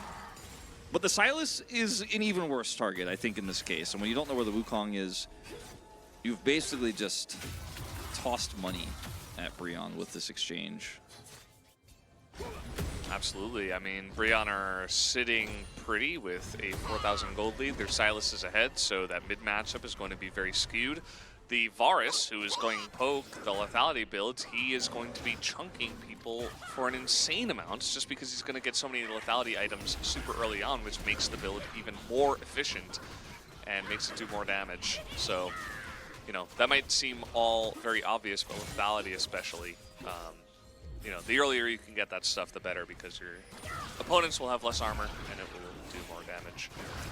Teleport here from Frim is going to save this bottom turret, it looks like, just barely, which is really cool. So essentially a cross-map defensive play here while also getting this Herald. So he saves bot turret, they grab Herald topside, Heimerdinger setup is good. And KT really just seem like they're a bit lost in dealing with this Heimerdinger on objectives and are really struggling to get Feisty money in a side lane, get him any advantages. They're trying so hard. Like, the group up bottom side is like, let's get this Akali fed because he needs to be fed so we can kill the Varus quickly enough before the Akali dies to turrets or gets knocked up by the Wukong, etc., etc. I think the comp of KT is so good if it's not an Akali and it's a scaling mid, or if it's not a Zeri that's playing with us, because it has like two identity problems, right? You're like, we can't fight yet, Hype's not ready, and now Feisty's not ready, we can't fight, we can't go for objectives.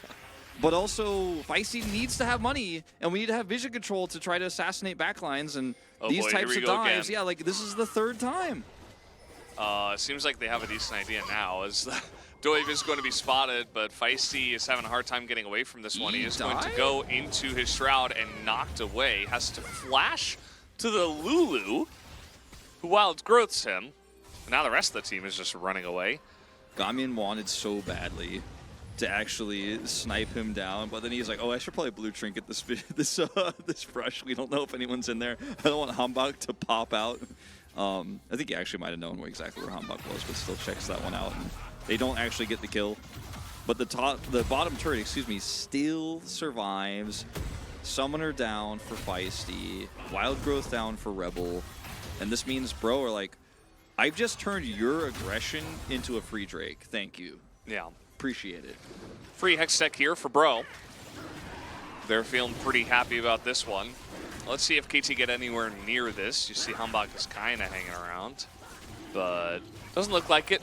Hambak, of course, just needs to stay next to his best friend, Feisty. That's all he cares about. Vi and Akali going down together.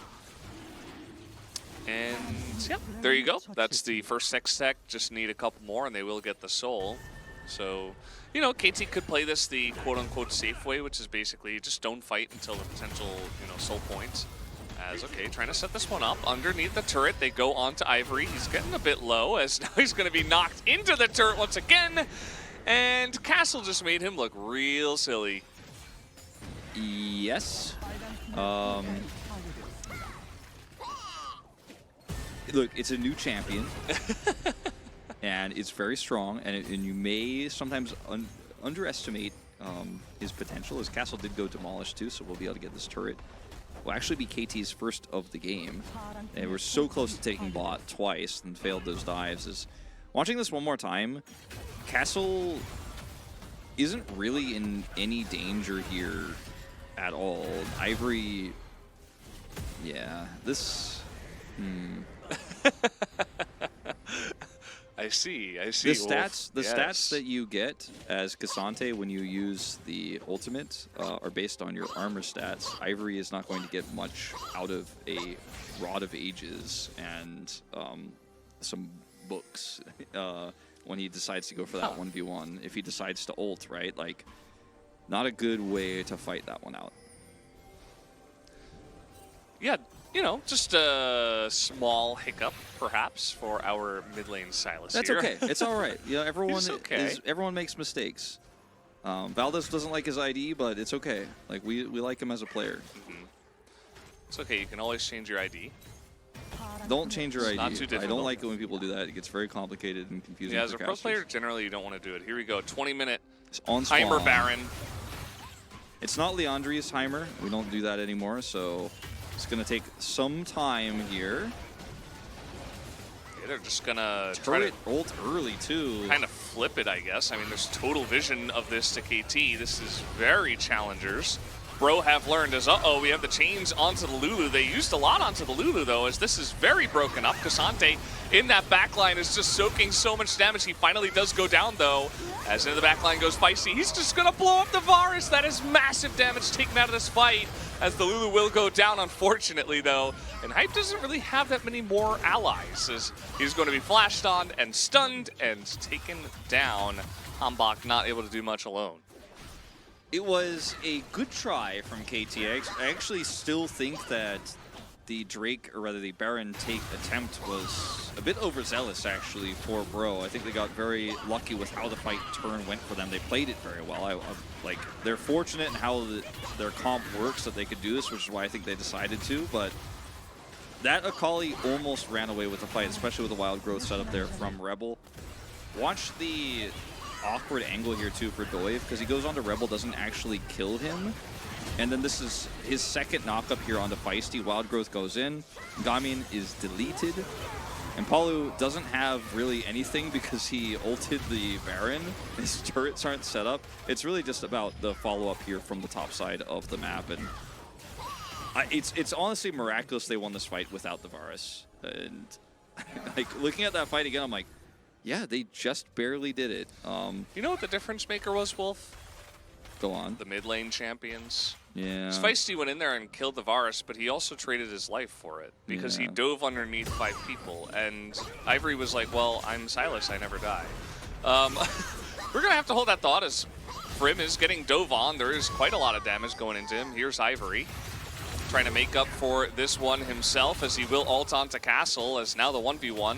They're actually even on level for now, as Ivory is able to trade it back pretty nicely. No arrow onto Feisty just yet, as he doesn't seem to have a shuriken. There it is, flashes in, gets the kill, but he will go down in the end, as Gamin is there to help Gamin, him the out. dirty cheater. It was going to be a cool fight. They both had their stasis available. I thought we were going to see a golden duo there, but Gamin said no, and ends up being it. Really nicely played flash there from Feisty to actually execute the kill very quickly before the Zonias can be activated. And right before level 10, or rather the 10th stack, is hit here for Ivory. Gamin going to take down the turret, grab 300 extra gold. The setup here is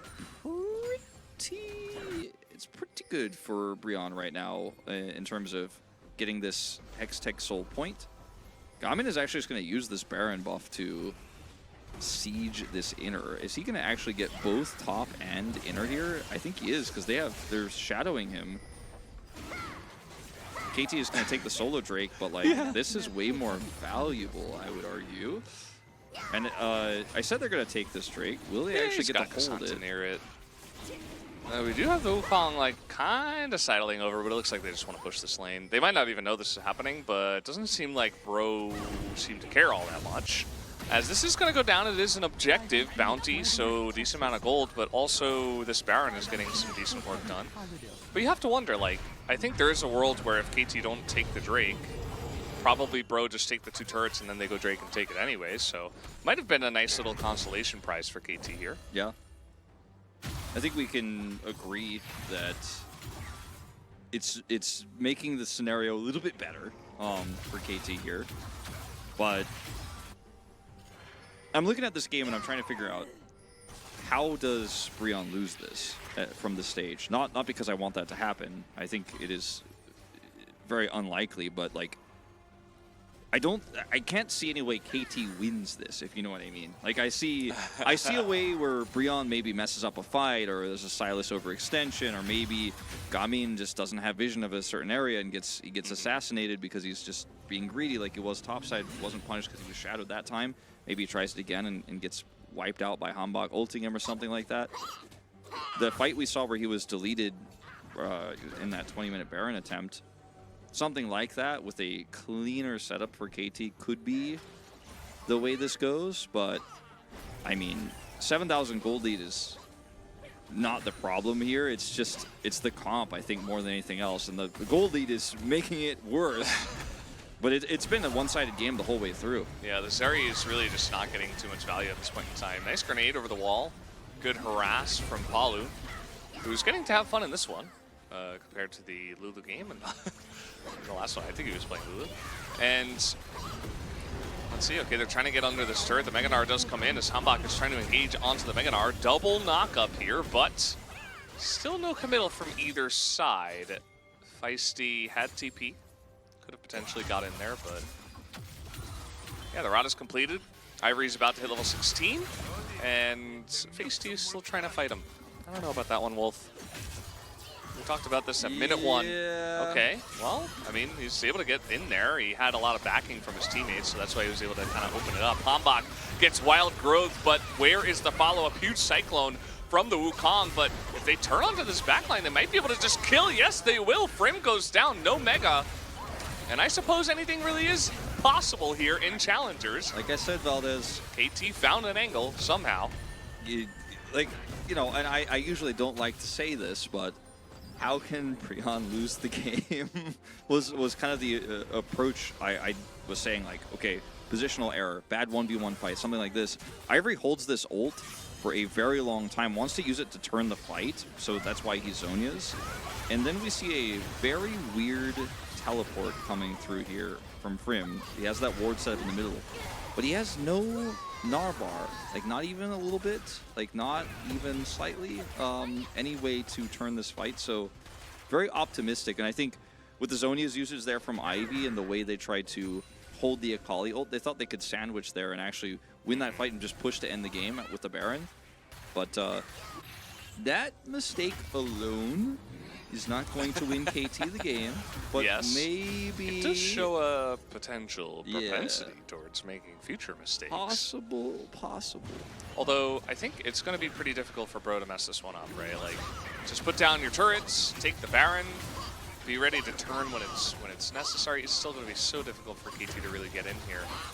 As okay, that one Hextech gate with the Cassante was enough to scare them away. So they were like, no, you know what? Actually, they're in position. We could get flanked. We don't need to take this risk. We were very far ahead. Yeah. The one thing is that, you know, eventually Akali and Sylas will be on the same level, and eventually Zeri's going to get 3-4 items. So, like, yeah, I mean, you can take your time and wait until a safer moment, but I think if this goes to like 40-45 minutes, especially in Challengers, this could be KT's game as well. Like, there's a graph of volatility that's been studied, and it has game time on the x-axis, and on the y-axis it's the volatility amount, and there's it's basically just it goes straight up, and it curves wildly. Exponential. Exponential growth graph, and Yeah, once we hit like 35 minutes, it starts to really go up. You know, we have to add an extra piece of paper on top of the graph so that you can actually see the top part. We have to extend the y-axis because games like this can be won by teams when they even out in items, as you say, but also the Zeri angle here is just one way when we get to the late game where Hype can carry these fights. It also could just be feisty. How are KT getting this Drake for free? Yeah, well, they're just so tunnel visioned on the Baron. Like, bro, come on. One ward. Come on, bro. One ward is enough, you know. They have the scuttle as well. And that's another objective bounty. And now they're like, oh, crap, we got to do the Baron. No, I'm sorry, bro. It's a little bit too late. All right. Feisty loses half his health. That is pretty significant. Yeah. Also, remember that it's difficult for Bro to bounce between two objectives because they need that timer setup. It takes time. And without it, it's really difficult to actually functionally fight. It's just like, if you have a ward on the dragon, it's like you just immediately start Baron. And if they want to take the dragon, fine, but then you get Baron and it's not a soul, so for the, you know, for KT's side. But now KT just get the free Drake. Was a nice amount of poke onto Feisty, as you mentioned. He is going to be spotted, as there is another one, very nicely aimed by Gaming. Yeah, there's a turret here as well. Yeah, and he's just slowly trying to set up for this one. Okay, here's a TP from Castle once again. Feisty, the flank is not in the fight. I mean, he has no health. As, okay, in goes Castle anyway. He is just incredibly tanky, and he's got some support, but the Akali's already down. No more Varus in this one, though, as Hype is again going to try to kite this one against 4. We just saw this about 10 minutes ago, but it's not quite enough, and you can see that KT are not ready to take that one yet. Yeah, I don't think without the Zeri ultimate they can stop this Baron. So it is going to go over to Bro, and it's going to be a 5-man. Nobody died on the side of Brion, and Hype is just going to grab some extra money here with this mid turret. It's crazy that it goes down at 30 minutes into the game. Just shows how one-sided, how much control Brion has had all game. Castle gets in here, but he targets Gaming early, and it takes an insane amount of damage. Feisty already low in this fight, too, by Ivory. Ivory 1v3s, while they 4v2 on the other side of the fight. Like, Ivory just locked the door, and yeah, Gaming goes down, but Castle he did his killed job. Gaming in the middle of 5 people. Oh, that's a fun champion. Hey, I mean, K'Sante, he did K'Sante things, but yeah, ultimately, it wasn't enough. Well, true. It could have been more one-sided without him, but, you know, as you're saying, he needed to be more OP to make this a KT-sided fight. And Fredit Brion, not Fredit, just Brion, actually. They do have Meganar here in mid. You see Hype is going to have to back away. This is ballooning up to about 8,500 gold I think they win with this push. Yeah, the Baron is still here for 2 minutes, so gonna be pretty difficult. IE is finished for the Zeri. Just trying to see, you know, like, maybe they're willing to try to make a stand. How much is KT gonna give up? I think they're probably gonna have to give up 2 inhibitors, but let's see how well Bro make this push go. Just grouped up, 4-1, trying to get a push through with that second cannon is ways away, but you can just sit back here, wait for the engage. Yeah, you do not want to go in. Where are you going, buddy? Just keep this cannon minion alive. The second minion is coming. The next wave is coming. It's going to take some time, but it's coming. When that one gets there, that's when this turret starts going down really, really quickly. As you can see in the mid lane, they have enough time here now with only one cannon minion to try to deal with that wave. KT handling this pretty well, but here's the flank that I do not recommend committing to. Yeah, this is Meganar, so Humbug, you're going to have to... No, he's just dead. Yeah, he has to go in there. We do get the wild growth, but he has baited the team into this one. Castle just going to have to charge away, as that is the kill. Ivory just going to target down that turret, even though it did not see a minion. And yes, it looks like we are going to have 2 inhibitors taken down. Bro, very cautious with this push. You see they're really not trying to overdo it. They're not diving. They're not trying to take any big fights. Even, I mean, Humbug is down now, so I feel like they could, but they're still taking it extremely slowly. It's crazy, too, like how patiently they're playing this. Gaming has GA. Like, there's no real vulnerable target here. Stopwatch for Frim. They're like allowing Feisty to wave clear as an Akali? Well, they do get there to the 2 inhibitor mark at least. So, you know, say what you want. They use the Baron time. I was having a little bit of fun. They got there in the end, at least. A Brionne game with 7 dragons, 7 elemental drakes. We are well and truly on the way to. Note how they stopped all their backs, though. Yeah, KT's gonna get set up on this Drake. They might just pick up the soul here. TP up for Frim. Ivory also has TP. They have a really nice setup here, and they checked to make sure that nobody's grouping up here. We have Hex Tech. That gets you there pretty quick. Remember, the base is open too, so that top push is gonna have to be dealt with eventually. They could just TP top and try to end. Yeah.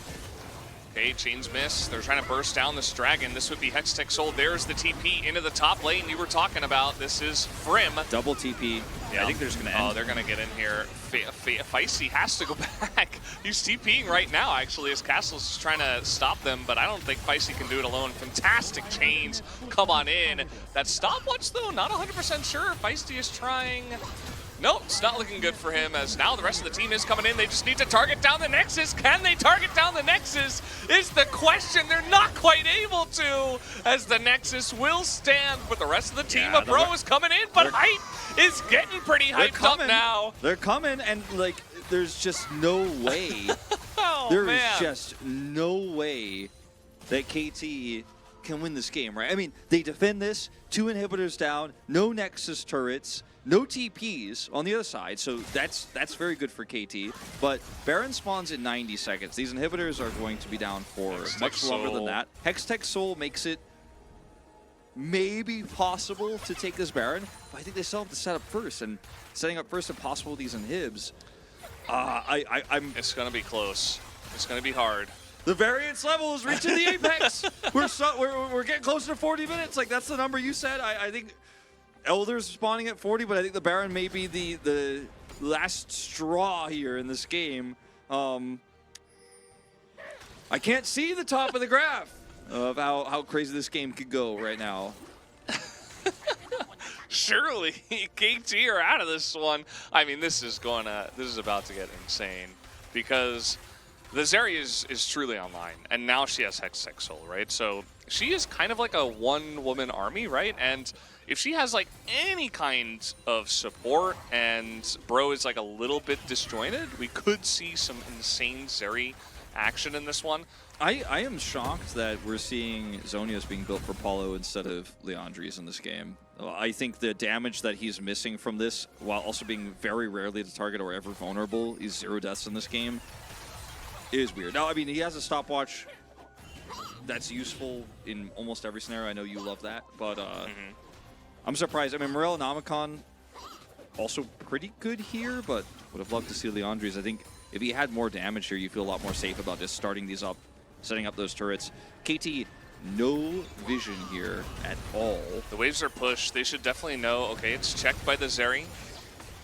They should, yeah, they know that they're trying to keep this one leashed. Doiv is back in there. They have vision of the Baron as we speak. As in goes Hanbak. He's behind the pit pretty early on, actually. And the waves are going to be pushing. Bro is just trying to buy some time. They're trying to burst it down. It goes to the fight. You gotta be kidding me. As KT are going to get the flip. And with this one in the end, Doiv jumps onto the Cassante. Unbelievable. They are just almost trying to get rid of this one, as Castle is in the backline buying so much room. As down will go Ivory. He is not able to get anything done in the backline. A huge amount of poke damage, though. And KT can't quite end it, but they got the Baron. They got the Baron. Challengers? Now you're sounding like Chronicler over there. That's now what we Challengers understand. does, you know? It makes your voice go higher, apparently. As watch this from Hanbak here. That was just very mistimed, let's just say. Doiv actually goes in here onto the Cassante, which, as you said, was like, felt like he was trying to donate the game, but he just wants to buy time for Gamin here so he can actually live and fight this one through. He has GA. Or escape. Yeah, I just... Which, I mean, I guess at the end of the day, they kind of did. He kept his GA. Silas... Why did we zoom in on Cassante there? Did he kill Silas? No way. That's still from... Yeah, no, that's from it. Yeah, okay. In a little worried. Inhibs respawn. KT have Baron for 90 more seconds. That's like 15 seconds off of the Elder spawn. So maybe KT will actually, for the first time this game, it feels like, they still don't have a gold lead after all these crazy turns, have Prio on an objective for the first time in this game. Insane. Look, after this... Paolo's going to backdoor, man. Here he goes. Where exactly is this Heimerdinger going? Okay, if I had the answer for you, I mean, he's pulling 2 people up, which is going to be insignificant. Cursed gold for KT right now. Okay, right as I said, it ticked over to 7. That was scary. That was scary for a second. Any Elder flip enjoyers? Yeah. We should have an emote for Elder flip. That's what we need here in the Challengers stream. Let's make one of those. Oh my god, we gotta talk to Kespa. We'll are talk about to make this stream blow up, Valdez. I was going to say, after Bro had such a massive lead in this game and I didn't like KT's comp, I was ready for the 9-gamer today. Like, I was like, it's happening. It's going to be perfect. Yeah. KT's trying to take that away from me. I know. In this game that they had no right to win. No right to take that from me, my 9-game day. Yeah, that's the way it goes. Like, when you're committed to the 9-gamer, then you want the 9 game to happen. That's me. I'm a crazy person. You want it to be crazy. Because you've lost your mind. Okay, now this is on a knife's edge, right? Because you want to take the Elder. You would love to flip the Elder. I mean, you're a challenger team, right? That's what you do. But Ivory has TP, and you don't know where he is. Exactly. You can't, because you could be backdoored really easily. KT does have double teleport. Oh, they're going to spot him, though. It seems like they read exactly where Ivory was going to go, like the exact brush. He has the flash. But this is 3 people chasing a Silas. That's going to be the Elder start. Ivory's buying so much time. Including Hambach, who is the jungler, by the way. He is not here. Does he win this? I think he does. I don't know. Stolen. Okay, so they're just. Okay, so they're just going to give the Elder. By the way, Ivory wins this with Elder. No, he doesn't. Wait, what is going on? They actually get the Elder for free. Nobody contests. Hambach actually barely wins the fight. Barely. They lost Silas, but they have Elder buff, so ending the game is not possible. We have crested the 40-minute mark. It is let me say it out loud, a 7 Drake game. It looks like it might not be for a moment there. No, it's a 7 Drake game. Now, can we get 8? Do I have any 8s in the chat? Do we have an 8? Do we have an 8? Calling for any 8s. I think it's going to happen. Okay, someone said in the chat, this is solo queue. I have never seen a solo queue game like this. Yeah, this kind of goes What beyond games are you guys playing? Generally, solo queue games are over at 12 minutes. Oh, man. I thought this game was too, Valdez. 30 minutes later, here we are. Lulling them into a false sense of security. Very, very good move, KT. Okay. Thank you, Chronicler. All right, group up. TP from Ivory. Elder buff. Elder for a minute and a half, right? Surely KT Surely can't they can't defend. lose this. There's no way. There is an open Nexus. Okay, hurting the Heimer opportunity. They're getting in onto the Heimer, but he's gone! He's gone! And they have a front line! This is against the Elder Drake, a perfectly timed stopwatch from Feisty. He's going to live. Hambach is giving his life for the Zeri to make a front line. There's no damage. There's no game 3. Oh, here comes. No, he's no way. No, they have to be so careful though. He's chipping away at this one. Oh no, he's just gonna go down. And now they're gonna try to push mid. They have to go through inner, inhibitor turret, inhibitor, and 2 Nexus turrets. So that's how behind KT was in this game. 3,000 gold behind still. 12,000 Zeri good. 12,000 damage. 12,000 damage. I'm losing my mind. Okay, hold on. Respawn timer is still very long here. I think they can end. I think, I think they got it. And no inhibitor even went down. Doive so has ult. There's not even a ward in the base or anything. There's no way. Doive has ult. Paulo with the Heimer damage. Oh, this is okay. Doive's gonna try, but Wild Elder Growth. buff? The Elder's alive for 2 seconds. No, KT. They lulled them into a fall. Oh, wait. Did they? Doive trying to hold on? Trying to hold on. Frim, Here Frim. comes Frim. A couple of autos. 1 auto. Just 1 from the Lulu is enough. Rebel is going to last hit the Nexus. And KT, they pick up the 2-0. Nothing to see here in a astounding game 2. Clean 2-0. Nothing to see here. We could just wipe those 45 minutes off of the memory, the hard drives. This VOD will not be on Twitch or YouTube. The Frederick Breon coaching staff will be watching this one many times again. Oh, yeah. Oh, yeah. Valdez. Remember when the... Oh, we got to do POG.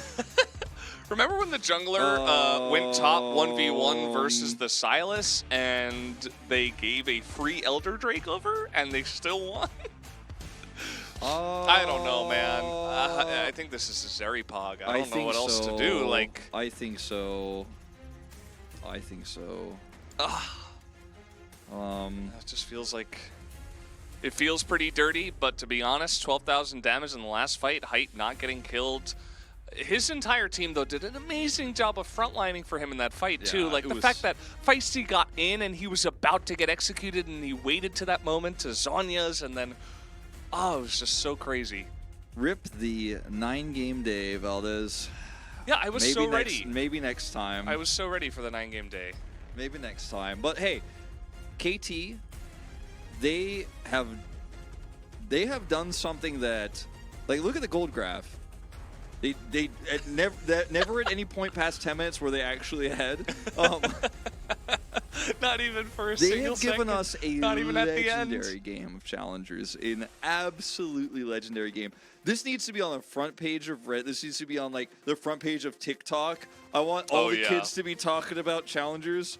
Get your 13-year-olds in here, man. I'm sure everyone's in Cadrill's chat right now, and he's like, I don't want to review that game, but he's probably going to have to now. It's one of those games that, like, if you showed me this picture, this game result, I'd be like, that gold graph is the wrong color, and like, yeah, they probably messed it up. There's or some something. Photoshop here, right? I would find it difficult to believe, as Hype will pick up POG as the Korean commentators also frantically write his name down in shame as we just don't know what to do. The shameful Zeri mode. We all just put our heads down as we type in Hype. There's nothing we could do. Our fingers just, you know, they move on their own. Yeah, I mean, 5-2-5. Like, Hype had a pretty good game, like, you know? Right now, there are 7,000 people watching this on the Korean stream. On our stream, let's hold on. Let me take a peek. Yeah. At least 2,300. So probably more of you guys were in here before. Wow. We're getting some cool challenger numbers. Look at that. It should have been about 7 billion people. The population the of whole the world should have been watching individually this. on one device each. However, we will accept that the growth of the stream is real. We're breaking the 2K mark. I want all of you guys who just came in because you heard about this crazy game to follow the Twitch channel. YouTube too. Twitch chat. All you guys in YouTube chat, yeah. Shout out to you as well. Yeah, YouTube chat's improving. It's growing. They're actually all the same account. That's No. It's just one guy who's following with 2,000 accounts. How many browsers does he have installed? But no, probably 2,000. I would assume. This was a true don't give up, never surrender type of game, wasn't it, Valdez? I really thought that after we saw the failed Akali in those first few fights and then the failed dive attempts bottom side, that there was just no way. Like, there's just no way, right? Surely, there's no way, bro. Throw that lead with a free Elder Drake. Okay, like, you can't make that up. It even goes against Challenger script. It's like, no, we were supposed to have our Elder flip. And then that was taken away from us as well. And it was like, no, they got a free Elder Drake instead. Hi, Wolf. And they still didn't win. It's me, your only viewer. For months, I have created the illusion that you were streaming to a large audience. But here's the truth. All these people in chat are me. And now for you to be convinced of this, I will send this message from all my accounts. I haven't seen this coffee. You haven't seen this? Before. Oh my god, it's a great one. Yeah, it's amazing. I'm glad all you guys are enjoying the chat. And I thought I had a real job. No, it's just one guy. See, like I love seeing the first time chatters as well. Their first chat. Everybody's getting involved, you know. know. Yeah, that's the way. The YouTube chat, meanwhile, is It's all just Chronicler. It's all him. He's eating soup at the same time. Oh, it's just too perfect. Yep. I still can't believe that KT came back from that game. I mean, I said it like 15 minutes ago. I didn't believe it, but I'm like, eventually the game goes to 40 minutes. Akali catches up and level to the Sylas. The Zeri gets 4 items. And it wasn't supposed to happen because Breon had so many leads. It wasn't supposed to happen, but it did. I was like, it's possible in challengers. I was having this kind of internal crisis, like who gets POG for Breon. Like throughout the game, I'm like, oh man, I want to give it to Palu so bad. Like his Heimer turrets were really good. He played the early game very well, but I was like, the Wukong play too, pretty solid, shutting down a lot of the Akali stuff. Like I was thinking about that, and like I feel like I was having a huge monologue about like I want to do the right thing. I want to actually honor the correct player, and I kind of started hearing this voice, like someone was like, the character in the anime was like thinking about a girl or something, and then it's like wolf, and then like you snap into it. That was kind of like you being like, well, I don't know. I mean, like they could win, and I'm like, whoa, we gotta slow down because anything can happen. That's yeah. For you guys who are joining the English stream now, this is kind of, it happens at least once a day, once a week, I'd say. We even had like a somewhat crazy game last week. It wasn't quite like this, but it was also crazy. It's just like the challenger's way. Like it turns out, like the actual factual, super honest truth is that when teams make more mistakes, the games are sometimes more fun, but they're always crazier. They're always crazier. That's just the way it goes. I think that like games like this is what you should be coming to the stream for. If you're coming to the stream because you're like, well, I don't know, amazing macro. Did the Ashe arrow hit? Yeah. I don't like that it missed. Like this might not be for you, but we welcome you anyways. Please stick around. But what you should be coming here for is anything could happen. This is how you build future LCK winners. This is like the process. You like force them into these challenger games over and over and over again. That's an interesting thought. Yeah, I mean, it's like creating something so beautiful and so powerful through a crazy amount of weird circumstances. Like this is how you gain experience and go, I know what to do in this situation because I saw this one time when I played back in Challengers 3 years ago. Yeah. LCK, like some of those players, they didn't go through the grind. They were just too good, so they went straight to LCK. Some of those guys aren't the ones that are like getting ready to TP back to base when the team's trying to like split push while they're taking the Elder Drake. But like the guys who were in Challengers, they're like, no. We can't take the Elder because they're just going to kill our base. So I'm going to be ready with my button on the teleport button. And we're going to go. Speaking of teleport, we are going to teleport into a break. Channeling. Let's channel. Stop commenting right now. See you guys for match 13.